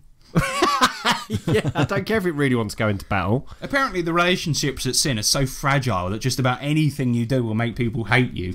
And the final nail in the shit coffin, other players can use support roles to requisition shit, so there's very little chance that you're not going to get what you want. And even if you don't get it, the worst that could happen is that you gain some minor setback, so you really have no reason not to go buck wild. And the downside to the apparent vast wealth of gear and equipment, that is while you use it, it becomes your responsibility. And if it gets damaged, you'll be docked requisition points. So all you need to do to negate this is just make sure you complete a mission. You'll come back with a net 0 point score anyway, but who gives a fuck? With support roles, bennies, min-max battle stats, you're getting all the shit you wanted anyway, and if you don't get it, you'll get something equally good anyway.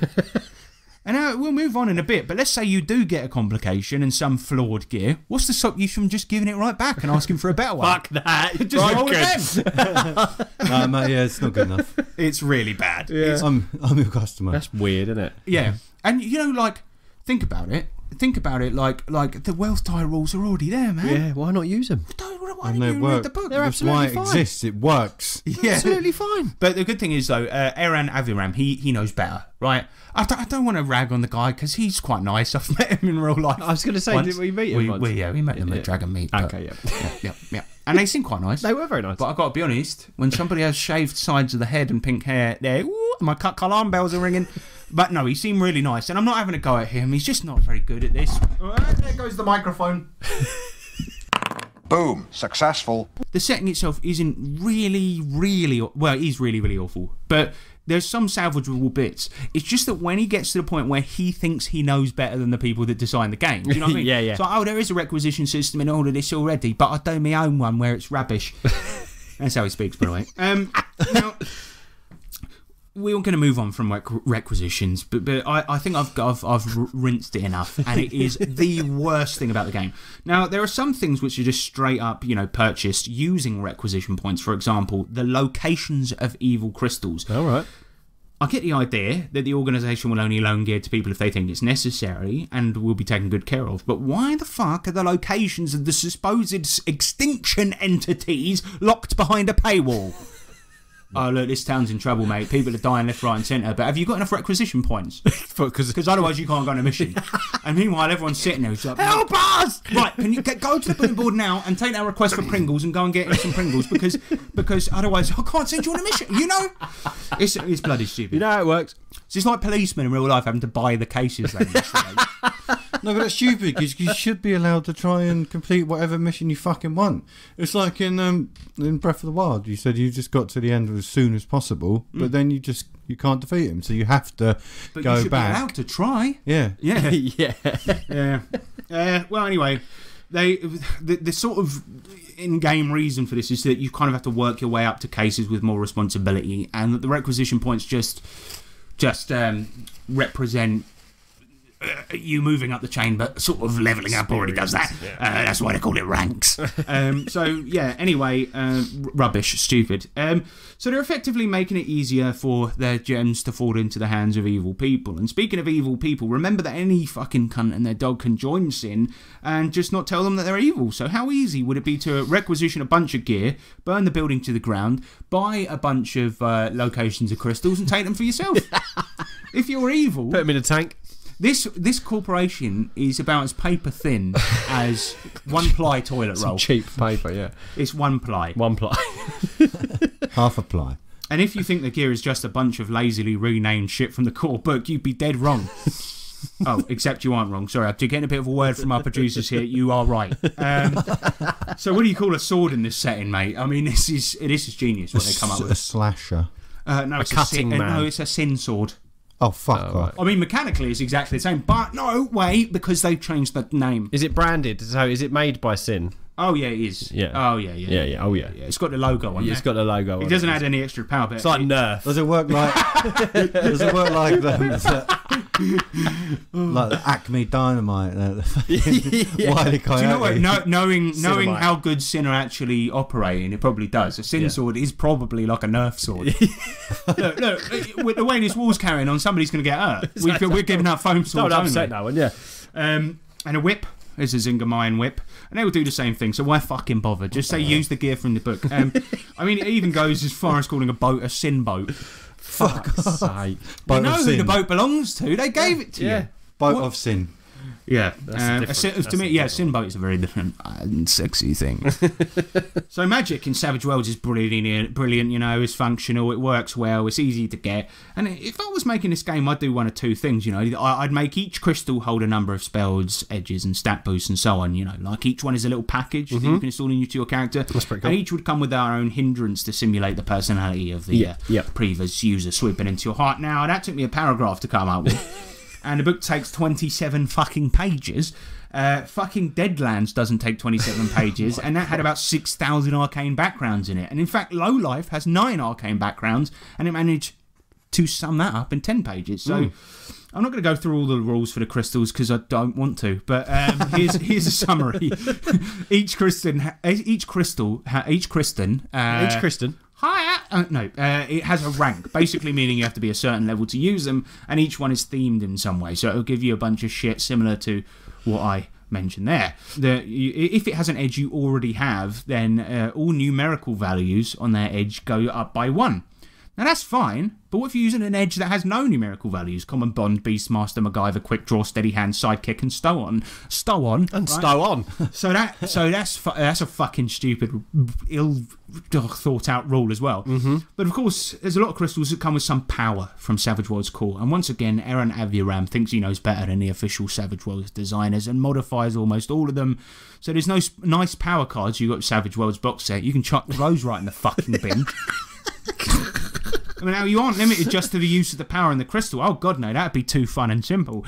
Instead, you can use any power you want at any time as long as it fits in with the theme of the crystal. And by the way, any power fits with the theme because you can trap spells in Savage Worlds, so they all fit. So if you... Oh, sorry, mate. Sorry, I didn't mean to wake you up. He's mad too. So I'll tell you how, right? Let's say I have a love-themed crystal, and I want the zombie spell, which is a necromantic, bringing the dead back to life, evil spell. Mm-hmm. Well, I just trap it that I resurrect people to give them one last look at the land they loved. Oh. So you can trap anything to any crystal, so they rendering the entire point of the book pointless. So the core conceit of this game is that the crystals give you powers and abilities, and you're better off just never ever using the actual powers it gives you, because by spending a penny you get the chance to learn a new power via the crystal forever. So the players in this game have an undefeatable tank, all the spells in the entire world, all the gear they could possibly want, and even if you fail to try and learn a spell by spending a penny, you can just take a level of fatigue and succeed anyway. What? So yeah, so you just be a bit tired, have a bit of food, move on. Now, there's a bunch of stupid, pointless rules about installing crystals and what happens when you go near a magnet, but I hate all of it so much. So let's just have a look at one or two of the crystals from the book, shall we? Yeah. There's one called... actually, do you know what? I can't fucking be bothered. They are pointless, right? Jingle. Basically, each of them takes up half a page of meaningless information. There's one called Jingle. It looks like a rainbow. Another drawback to the central mechanic, like Rambo. No, it looks like a rainbow. John Rambo. It looks like a rainbow. Oh, rainbow. But it would be cool if it just sat in the middle of your chest. But another drawback, basically, of the central mechanic of the book is each crystal takes up half a page of information. So you need to print all of these out because there's no way you could fit it on any character sheet. And there's actually a pretty cool bestiary in here, and the plot point campaign isn't terrible. It's set over 8 missions, and it's about a bunch of nutters trying to unify all the countries in the world into one landmass, believing that this will create a unified society. But to be honest, I have run out of steam, and this book it sucks so much monkey dong. I'm bored of it. So that's where we're going to leave it, right? Back to our original quest. Is this game for cucks? Now let's go over the parameters one more time and then we'll go for a little break, lads. Okay. Does the game appear to appeal to somebody who wears the horns of a cuckold or a person that is likely to be in a polyamorous relationship? Does the product have left-leaning sensibilities? And finally, does the product go to great lengths to be inoffensive and not hurt anyone's feelings? Well, to the first point, right, lads, and we'll all jump in and discuss this, but I don't suppose it has many cucky elements beyond the super cuck-like art. But here's some food for thought, right? You replace your heart with the heart of another and take on abilities and personality traits linked to that heart. Mm-hmm. While a big portion of your personality still remains, when you have sex with your wife in this situation, can you truly say hand on heart that it's you doing all of the work? Hand on someone else's heart. Crystal heart. Yeah, but not only that, it's like, like the way that they are cucking the Savage Worlds rules. Yeah. They're sort of cucking your mind. But no, like seriously though. I mean, you may think it's unlikely to come up, but you're going to have sex with your in-game girlfriend, and somebody else is doing a bit of the work because they're inside you. But it might do, right? Because all of the interludes in this game, which are like sort of character backstory sharing moments, they're basically all been replaced with team building. So instead of telling stories around the fire, you'll talk about your feelings, come to revelations about how much you like each other and things you have in common. So I feel it's kind of pushing you in that direction, where you and the person living in you is going to start a relationship with somebody else. What happens to the bodies of the people with the hearts? Are they dead? Don't ask questions, but there's a bin out back. Right, okay, so with a load of bodies in it. I assume they take them from... Well, yeah, actually, that's quite a complicated issue, Is isn't it dead Because people? They must be digging them up. They digging them up. They get to go to cemeteries. So they get buried and put to rest, like, you know, respectfully, and then the sin boys Oh, I go found out a late heart at of night, crystal. dig them up, and take their only, hearts out, only for that person to then their personality to be put in somebody else's body to cuck. so they can continue to live their hell in which they left this life in the first place. Yeah. Lovely. No wonder they're upset and have to talk about their feelings. I thought I was dead. What am I feeling again? Oh God, heaven was so lovely, and now I'm down here having to do something. I had all the 12 virgins as well. But even if, for example, your in-game wife is commenting, you know, on your success and how sexy you look fighting evil, you've still got Jerome's heart living in you rent-free, and he was doing a lot of that work. So is it really you she's finding sexy? Do you see what I mean? Yeah. You see what I mean? You've been really more attractive past I couple don't know what of it is, weeks. but your fighting Since style. that trip. I Yeah, don't know. yeah, I don't know. It's something about you. Oh, it feels bigger. Yeah. And while this game doesn't contain any polyamorous parts, it was still written and drawn by a couple who have multiple partners, something I found out about them. Did a bit of digging, which is a little bit creepy, so we're just going to move on from that. And I think a little bit of that attitude has seeped in. But the game does have left-leaning sensibilities, which is obvious from the hilariously misplaced effort to be inclusive and the amount of sections devoted to feelings and shit. There's also this absolutely nothing edgy, challenging or introspective about the world and its inhabitants. So talking to point 3, right? Yes, the game does go to a lot of effort to be completely inoffensive. Even the bad guy in the whole campaign is painted as a good guy who's simply misplaced his efforts. And honestly, I'm not talking about morally grey. I mean really good guy. So yes, the game is, you know, meant to be non-offensive, and it strips itself of any nuance or tension or complexity, and it's about good people saving good people from good people, where every character is a patronising facsimile of real-world races. Races for whom huge, broad strokes are used, painting all whites, blacks and Asians with insultingly stupid ideas of culture. So I hereby conclude that the game satisfies, I wish I had a gavel, all 3 criteria. And I can say that hand on crystal heart, that this game is for cucks. And it's my honest belief that the guy who got angry at me for saying this game is for cucks is a cuckold himself. Rest my case. I rest my case. So yeah. What do you guys think? Let's put the cuck thing aside. Will you be picking up this anytime soon? No. It's no grit. No. Would you give me £10 because I spent £10 on this? No, it's your fault. When did I buy it? Where's your acquisition points? Yeah, exactly. No, but I just don't get, like, right, we've seen so many games change up Savage Worlds' edges and hindrances by giving them a new name. Right, that is so boring. Stop it. That's like one problem. The other problem is that, pure racism. I mean, that's mental.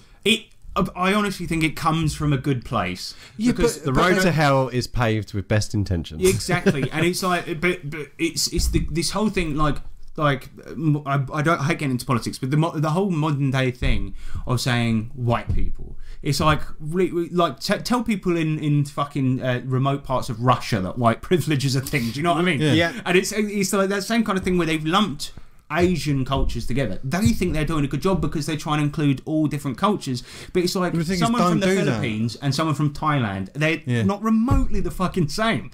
It's just, I don't know. And so I think it comes from a good place, so it's hard to like hate them for it. It's so stupid. That's what it is. There's such an easy way around it.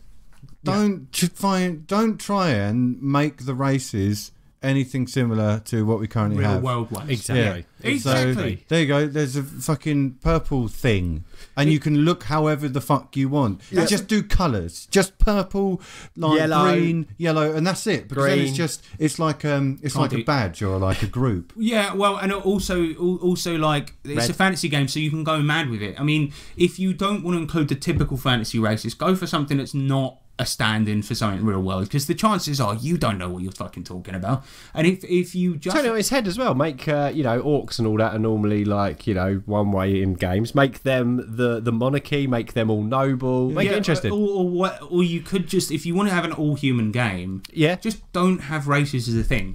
Because you can have like cultures in different parts of the world. But ultimately when you're playing this bloody game, skin color doesn't matter, but your background does. But what they've done is they've boiled it down to the broadest stroke of a skin colour or a continent, And continents, I don't know if you know this, lads, they're quite big. And the people on them very varied. Quite varied, yeah. Exactly. So I don't know. It's just lazy. It's what it is. It's lazy, and it's just the very base idea of a setting. If I told you, that you use the essences of really evil people to fight evil, and it's your job to track them down so it doesn't fall into the wrong hands. It's a decent That's a idea. cool story, especially if you're fighting internally against this bad crystal because you need the crystal to do a good thing, but it's actually trying to turn you or corrupt you, and you've got that internal battle going on. That is interesting. But it's just the execution. He doesn't land doesn't it. say The that, writing's does it? terrible. And do you know what does fucking land the execution? It's basically a similar thing. Is Rippers. Victorian London. You're taking on the qualities of the things you hate to fight them. To fight them better, yeah, exactly. You could kill a vampire, get his fangs. You can kill a Cthulhu monster and get internal... A tentacle. Internal, what are they called? Internal fascia? They're these big tentacles that burst out of your chest and strangle people. Exactly. Yeah, and but you that's don't want fucking that, great. but you need it to keep fighting the good fight, let's say. Yeah. If that's done in an intelligent way. But that's it, and it's cooler as well because it's Victorian London. It's violent. Yeah. Well, that's it. There's no violence. There's no grit. There's no.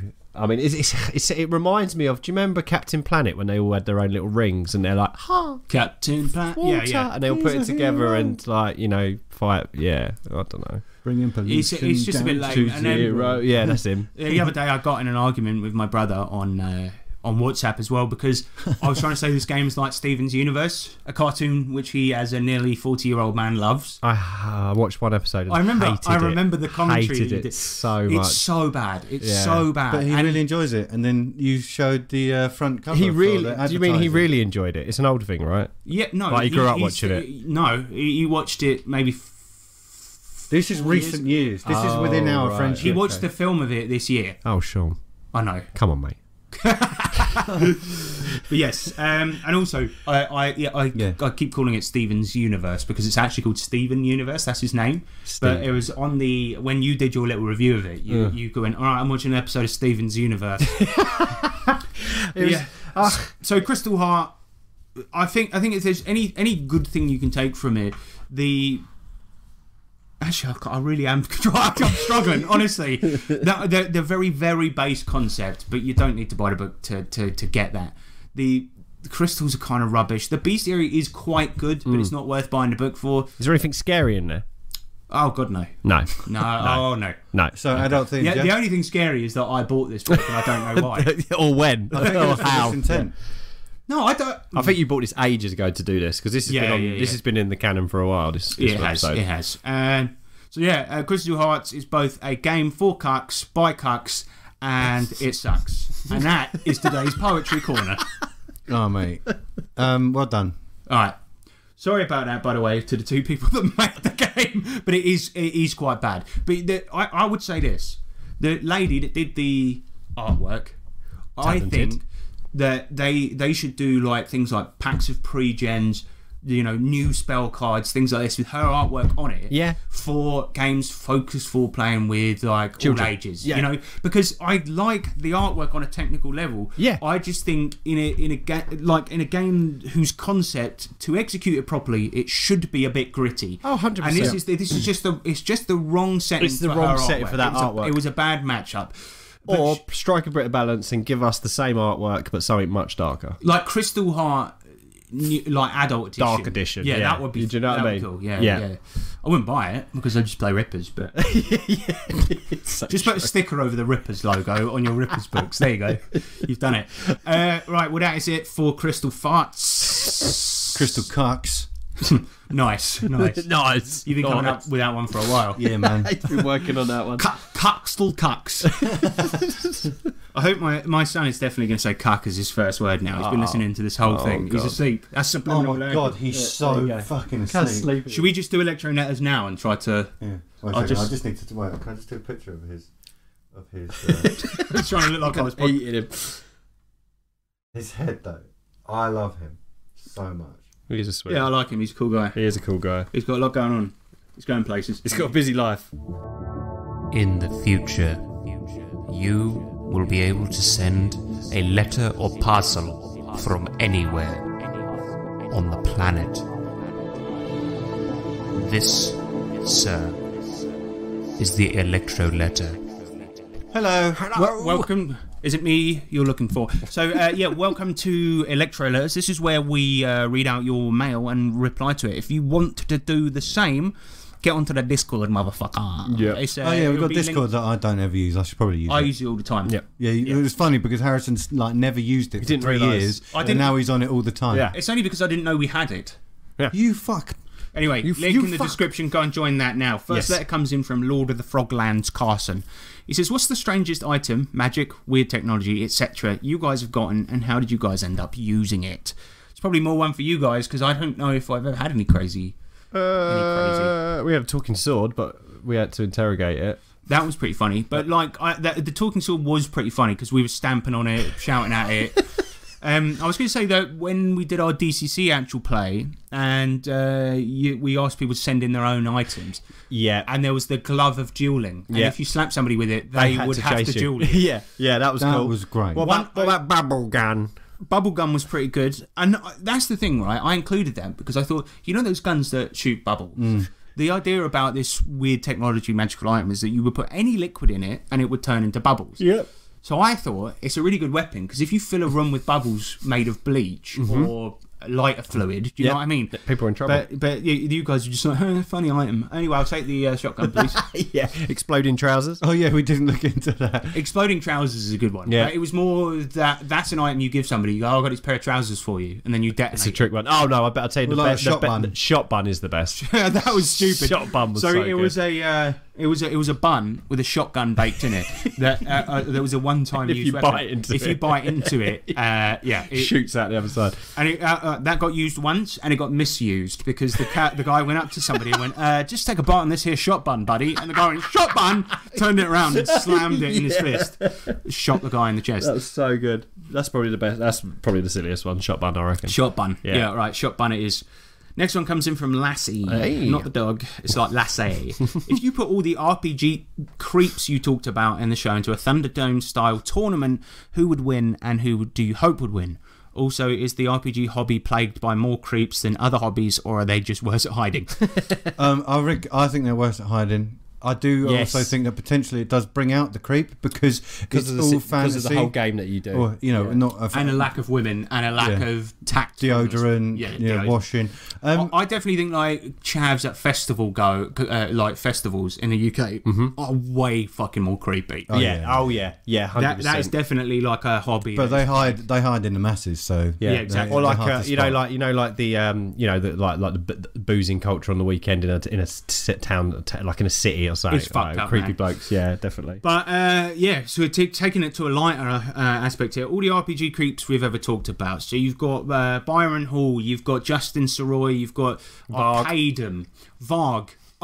Varg's mine. He's Well, got to win. he's- yeah, Varg's that's it, got to done. win. He's As the soon winner as- because he does so many videos on YouTube about fighting Martial with arts. weapons. Yeah, exactly. And I watched one of his and he burns shit down. Yeah. and he stabbed a guy. Yeah. Yeah. He's the only one that's done He's the it only one who's professionally. literally, Yeah, that's true. Actually, who's That's literally true, actually. done it. It would be Varg, wouldn't it? Yeah, he'll win. I saw a He's video. a trained weapon. What did he call us?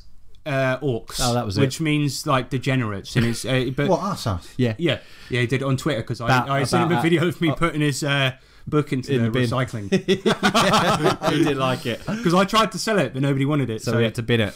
But I saw a video the other day of him. I'm obsessed with him. I don't know why. But I saw a video of him because he's just unintentional comedy. But in Yeah. this video, it starts with him wearing a chainmail helmet, holding an axe, and going, "I will bathe in your blood." Why will I do this? Let's find out. I love it because he has got one video as well. He's like, "Is Varg a Nazi?" Let's find out. It's like his catchphrase. I love it so much, man. It's just yeah, some of the stuff that he talks about. He's a fucking idiot. It would definitely be Varg. He would I infiltrated his Discord server last week. Actually. I found it. just and getting into an obsession. it's been an obsession for ages. I don't even know. I've read books about him, but I just find him so fascinating as an idiot. Like a But I specimen. infiltrated his Discord server, and then people were getting mass banned and also getting their accounts banned just for joining. So I promptly Get out of there. Get But out I was of there. going to troll him and then talk about it on this experience. On this experience On with this Graham now. experience that we're having. Varg would win. Varg would win hands because down. I think that all the other people like the Fatal Guy and Arcadum, they're just fat nerds. Yeah. And they're Varg weak, is also yeah. a fat nerd, but but he's not weak. and he owns weapons. Yeah. Yeah, I don't think he's. And he's topless a lot. He's top. Yeah, because he is a Viking. That's right. Right. So he would win. Viking. I'm a Viking. Speaking of Vikings, one comes in from Michael, and he says, "Any interesting mediocre villains for Cyberpunk?" Ooh, This is a really weird question, but I suppose in Cyberpunk the villain has to be somebody that is corporate. So it's got to be. I'm thinking middle manager. Well, what about fucking from Dirt Boy? Oh, Nathan Breckett. Oh, yeah. I don't think he's. I don't think he's mediocre enough. Okay. We're talking- You think he he's was a bit higher? He's flamboyant. yeah, he was a bit flamboyant actually. It's got to be somebody that's like manager of like A middle manager. a No, it middle could be manager the at a fucking- call center. No, it couldn't even be that. It could be just a janitor. He's detected and gets ignored, but then he becomes a villain. Yeah, but he would almost be. That would be a player character. I feel like because he's what is it? anti-corporate. Interesting mediocre villains for Cyberpunk. Cyberpunk. That's the music. Shake your booty. That's a very Stephen 5000. a printer that has been hacked and has gone rogue. It can't really damage you That's in any more way, like but it. it can print really offensive things. No, but there was that printer in the Dirt Boy who started it modded Firing itself pens out and it of it. started. Yeah, there you go. and then. don't forget an ice resurfacing machine. Oh mate, they're great. So that's a pretty good. So that's a mediocre villain. Then we're talking. Yeah, we're talking a piece of an equipment. office station. Yeah. Yeah, we're talking, 100%. the Office AI is the mediocre Oh, villain. that's so good. Do you It remember can't the one- leave the building. I mean, the solution is just it goes, "I'm going to kill you," and you just go, "Well, I just open the door and walk out the back." But wait, You don't finish till 5. and then you look at your watch. Damn, it's got me. They walk back in. Yeah, there you go. Then use the fax machine. Yeah, fax machine. It would be called like the. Oh no, I was going to think of a pun, but I did. My brain isn't good. Next one comes from Bargle.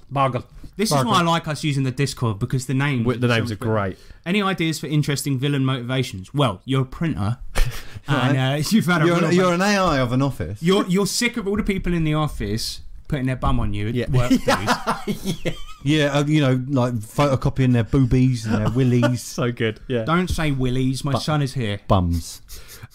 He continues saying, or she, but let's be honest, Thanos from the MCU films is sort of a crazed environmentalist. The old 2E Spelljammer module, Skull and Crossbows, featured a Thrykreen invasion led by a polite but earnest monster who genuinely believed he had a religious duty to conquer the universe. One way of solving the situation was to find older religious texts and convincing him that he had simply misinterpreted. So interesting villain motivations. I mean, we come up with one for the printer there. Yeah. I often think the best ones are the ones where the person that thinks they're doing something right. I was going to say, yeah. Do you know what I mean? Yeah. Like it's a perspective thing. so when you think about the amount of studies that have been done on Hitora, Yeah. Hitora-san, suck away. So if you look at him, he's an interesting villain because he believed what he was doing was right, and he couldn't have been more wrong. No, that's Let's right. be honest. Or Vlad the Impaler, for example. He done a lot of impaling. But here's the thing, so interesting villain motivations, I often think they come from a place of the person thinks they're doing good. Yeah. So Because that means they'll stop at nothing because they believe it so much. If they knew, I'm evil because I'm a cunt, then it's just going to be like, well. But they don't know they're evil. yeah, exactly. No, yeah. That's what I'm saying. Yeah. Nobody thinks they're evil. Yeah. But it's just a different perspective. So Yeah. it could be, for example, that if you were to take the example of World War II, let's say, for example, you could start your fantasy game in a utopia where all races happily live together and orcs are just as people too, and some of them are in high up positions in office. Then suddenly there's this invader from another land, fancy Germany, who wants things to return back to the way they were. Yeah. And so these people that were once enemies are having to team up against a foe that is committing genocide. I mean, that's fun. Mm-hmm. One of my favourite ever villain motivations, and this is more on the stupid side, was in Pokemon Sapphire, right? There's the Team Rocket standing in that game. Basically, they want to evoke the water god Pokemon and flood the entire world, killing everyone so that everyone becomes equal. Like, well, we're all dead now. We're all dead, so we're all the equal. same. and essentially that... Okay, things like bullying and wars don't exist anymore because everyone's dead. Yep. And the great thing is that you finally meet him, You beat him in a Pokemon battle for a hobby, and he goes, "Oh my god, what was I thinking? That was a really, really stupid thing to do." Smack the sense into me. Yeah, it's like, but for the rest of the game, he's just like, "Mate, oh my god, I was what was such wrong with me?" That and even his assistant is like, "Yeah, I was going to say something. You know, that is really, really, But you were really stupid." into it. Like... Yeah. So maybe some of the ones where, you know, like where the villain is like actually clinically insane, and they see some logic in the thing they're trying to do, but there's no human being on the planet would sympathise with their goals at all. Absolutely. Right? That could also be quite interesting because you're like, this guy's mad, and he's like, no, you don't get it. If everybody dies, you all become equal. Yes. It's like the that's mad. In Final Fantasy VIII, the main villain wants to boil down all time into a black hole so that only one moment exists over and over again so that she's never bullied again. And it's like, well, r/technically correct. Yeah, exactly. The Buttman, he says, are there any instances of creepy women in the RPG space? Fucking I'm loads. aware of. Of course. Oh, well, as actual women. Sorry. Yes. Yeah, I thought we were talking about characters. I was just like, there's loads, mate. We had the old sea hag. Oh, yeah. No, I mean... I know there's something deep down inside where I've encountered it and I can't figure out where it was. What, like a lecherous woman? A lecherous woman. Ooh. No, but lecherous women obviously do fucking exist. Yeah. I, at a work do once, got propositioned by one whose husband, who I worked with, wanted to have sex with my wife. Oh, God. Little swap-a-row? Yeah, they wanted to do a little They swap. wanted a little cuck then. And I got my boss to pay for a cab home for me because because her advances were really Let's get her home gross. quick. Oh, no. She was an RPG player, but it wasn't in the context. Not the of one the that you're RPG thinking world. of, listeners. But yeah, there's got to be lecherous women, surely. Yeah. Surely there has. Do you reckon there's like a I imagine it's fewer I because wonder there are if there's- fewer women that play. Or unless you got like an all-girl group with one GM and he's like a guy and they're just messing him about all the time. Get your cock out, man! It's like, I reckon if you had a group of middle-aged divorcees playing an RPG, they would definitely be. Well, we'll say, if you had a male GM. So they definitely. take me to the dungeon, master. I mean, so they definitely exist, but we have not been exposed. We to haven't them encountered because one. we are losers and we only play with ourselves. Yeah. Hey, wait a minute. Because my friend Katie played with us recently. Yeah, but she's not a lecherous woman, is she? But as far as we know, Oh, yeah. she might be. She's definitely a woman, though. Right. Well, I'm actually, going I to don't ask know how that for sure lecherous she either. can be. Yeah. All right, but yeah, they definitely do exist. There are no famous examples, which is probably a good sign. But the yeah, I mean, law of probability. There's got to be.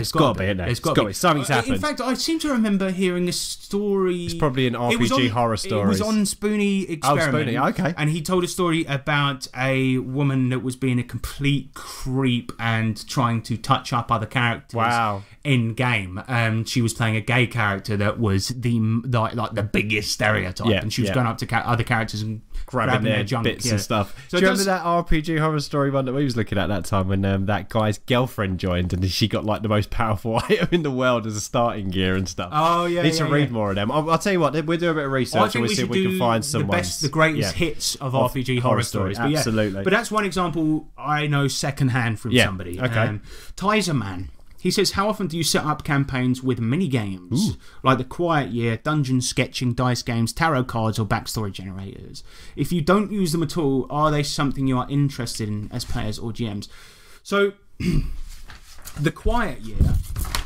Just shuffling my papers here. And What is that then? so The Quiet Year is a card/dice thing, I think. It comes in a bag. And it's basically... It's... used for post-apocalyptic games, can be, I think, any genre, and you sit down as a party and go through the year preceding the so the apocalypse has happened, Yeah. and the year of rebuilding that got the society to where it is now, and you go through it and you do it all. You create characters, you create events in history, things that were built. It looks really interesting, honestly, and That's have awesome. really thought about doing that, because remember when we sat down, we came up with a setting.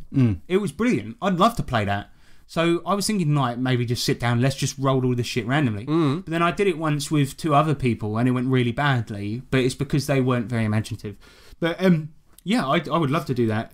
As for mini games, like all of that stuff, like to randomly generate details for games, I don't do it with players. I tend to do it by myself per adventure. Yeah. But the original premise will just be usually something I've come up with or something I've got from a setting book. But yeah, I've never done that before. But what do you guys think? Would you like to sit down, come up with a setting for session 0, setting, then characters, then play session 1? Or does it take a bit of the magic out of it? I think it'd take some of the magic out of it. Because, Yeah. I mean, okay, I'm up for trying it for a short campaign. Fine. Yeah, that would be cool. Yeah, But maybe that- do it for like that is for that kind of thing. It's great, but if you're trying to like flesh out a long campaign and you reckon's going to be like it takes plus, out the discovery. Yeah. 2 digits Yeah, worth of yeah. sessions, then it's just like Yeah, no, I know what you mean. But to an extent, I do find a problem with the more nuanced and like crazy settings, like Planescape is a very good example. That could take years to learn if you just played it. But let's say if we all came up with one as complicated as that, and we all knew the ground rules. Yeah. And that's where I think it would shine. But other than that, it's like like you say. But then again, another really good part about Planescape is the discovery, because it is so mental. Yeah, that's true. we love Yeah. it because it's like what the fuck? What is this? Yeah, and that is a good part of any RPG, isn't it? Well, like Is- when we is went the into that world and it discovery. was like grainy, like an old school giant gods CRT were TV. talking to us. Yeah, it was crazy. Yeah. All right. Well, I think I agree. I think sitting down with the players and doing it brings a lot of the magic out of it. It might. Well, then some of the players that are consistently amazed by the things that GMs do will realise how flimsy what we do really is. Definitely. Kill defences. He comes in with the last one. He says, "How do you feel about replacing a skill resolution with a quick mini game as opposed to just a dice roll? For instance, I've been wanting to run the DCC game where the lockpicking skill is resolved by playing a game of Shut the Box." Oh, this is where that came from. Yeah, it can be played in under a minute. Yes. So that's a very, very good idea. That's a very different question that's on a similar thing, isn't it? But a game within a game, very fun. We've done it loads of times over different things. We've done that bloody one that you created in Fallout. What's it called? Roogie Stump. Roogie Stump, yeah. Yeah, we had that. We've had mini games, I think and they work well, I think. I agree, and the idea of having a central mechanic for every RPG is a relatively new thing. Yeah. Like Aces and Eights is a game I very much want to play, but they have sort of, because just rolling, like cattle rustling, for example, or driving cattle from one town to another is a very involved job, and it can take a lot of different things. So just rolling one skill and going, right, you do 100 miles. Yeah. So it is a mini game in that, as is almost aiming at somebody and shooting at somebody, and it can make for a better, deeper experience. And even now, we're doing it in Cyberpunk. The Elf Lines Online, we're using Tiny D6, and it's a very, very simple system, but it's nice going, okay, give me a roll in Cyberpunk. Now give me a roll in Tiny D6. We're using this little simple mini game system I like to play that. out a level system. That's really cool. But it gives it a better feel, because instead of just going, whatever, just use the stats on your characters, that's what your characters Yeah, we're got. separating it out and we're actually going through the process of playing a video game. And do you know game, what's quite a cool experience as well? It's like if you go to like a town that you've not visited before and they're playing some weird game that you're not quite sure how it works, and they offer you to play, and it's not just rolling to see if you do well, it's actually playing that game. Yeah, That can make I've it wanted quite to do that for years. immersive. Do you know what I mean? I had a dungeon, and this is really frustrating because I made a dungeon in our Lamentations of the Flame Princess game. It was one of many that you could have gone to. Yeah. And I had at the end, I was playing Breath of the Wild at the time. And a lot of that has like weird puzzles where you kind of have to figure out what to do in that.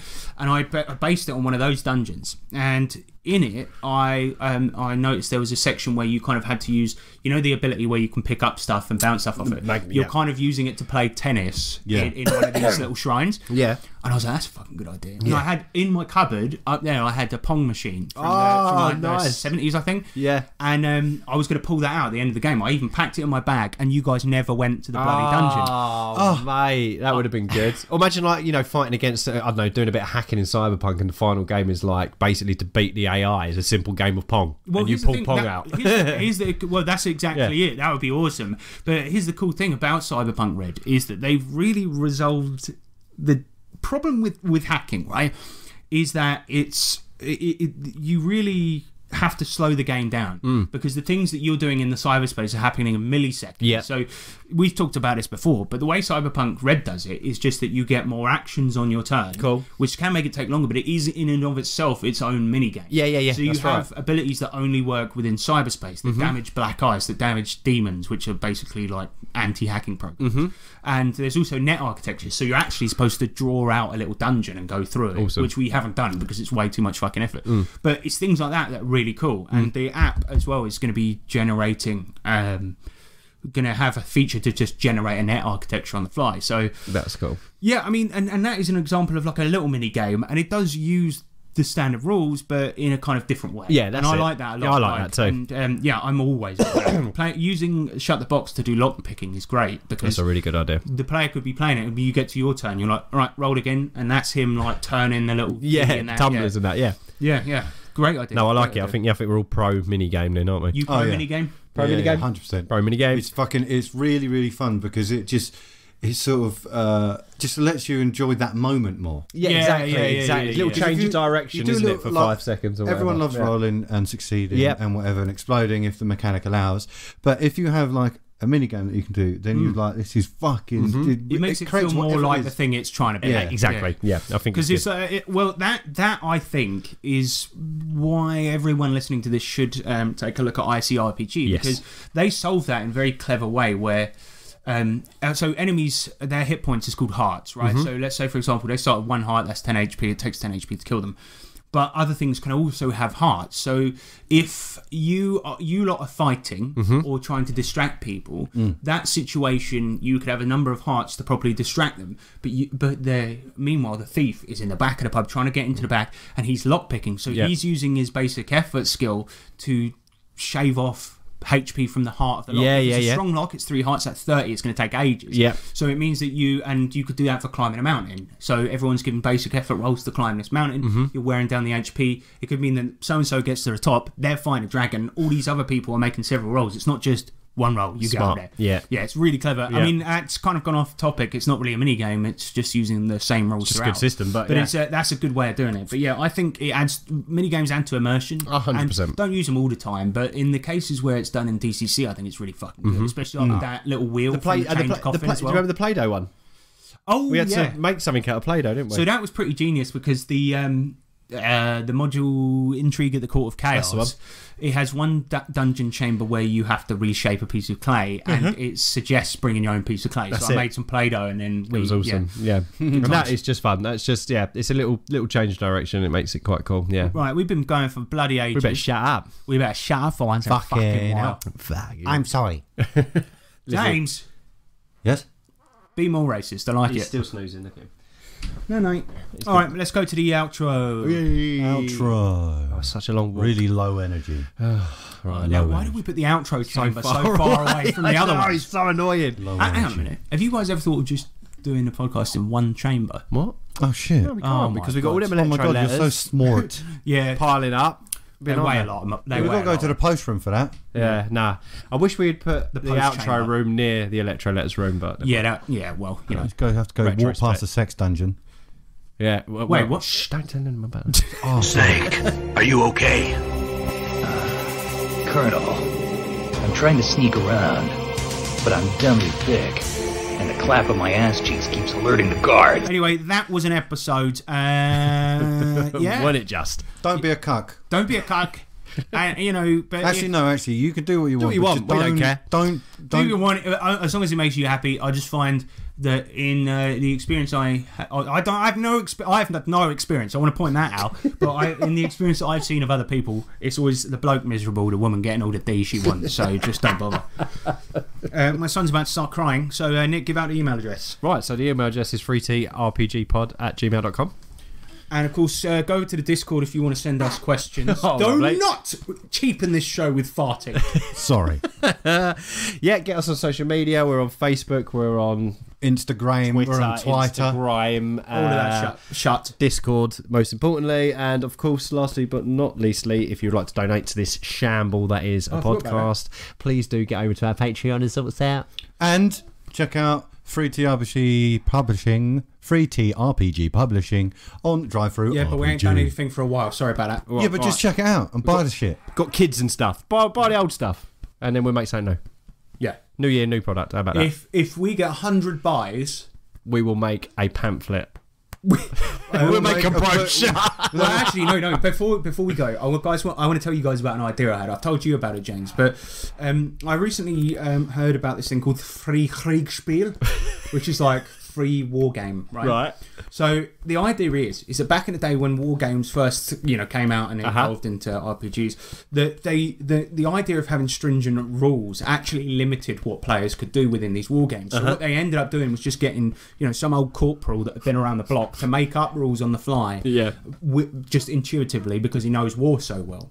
And this was called Free Kriegspiel. Now, the interesting thing is, I tried to look up books on the matter, but they don't exist because there aren't any rules. So I thought on Drive-Thru RPG, if we released a book, so and it was mostly blank pages, really nice cover, right? But it would just say Free Kriegspiel, and it would give the explanation I've just given to you. Then the rest of the pages would be blank, and then maybe at the back, notes, and there would obviously be a contents page. Yeah. And occasionally artwork. Yes. Bit of art in there. Yeah. Okay, fine. The Free Kriegspiel rules. That's a well good idea. I think it's a great idea. That's a great idea, mate. Right, well, look out for that then. I could probably whip that up in the next 10 minutes. We'll get out for Christmas. Bye. Bye. Oh, wait, no, come on, let's do the come on, guys. Come actually, on. look forward to, I guess the next episode will be our rewards episode, so do look forward to that. It'll have to be, yeah. It's always a Can't humdinger. wait. We need to I can't wait for that. We need to start I can't bloody wait, mate. Can't bloody wait. I need to start voting, mate. Anyway, you start voting. My name is Madison Hunt. My name is Jam Cluck. My name Nick. And this has been the 3T RPG podcast. This has been the 3T RPG podcast. Oh, actually, get over to what's that Morris thing? They've got that best podcast of the year awards again. Morris.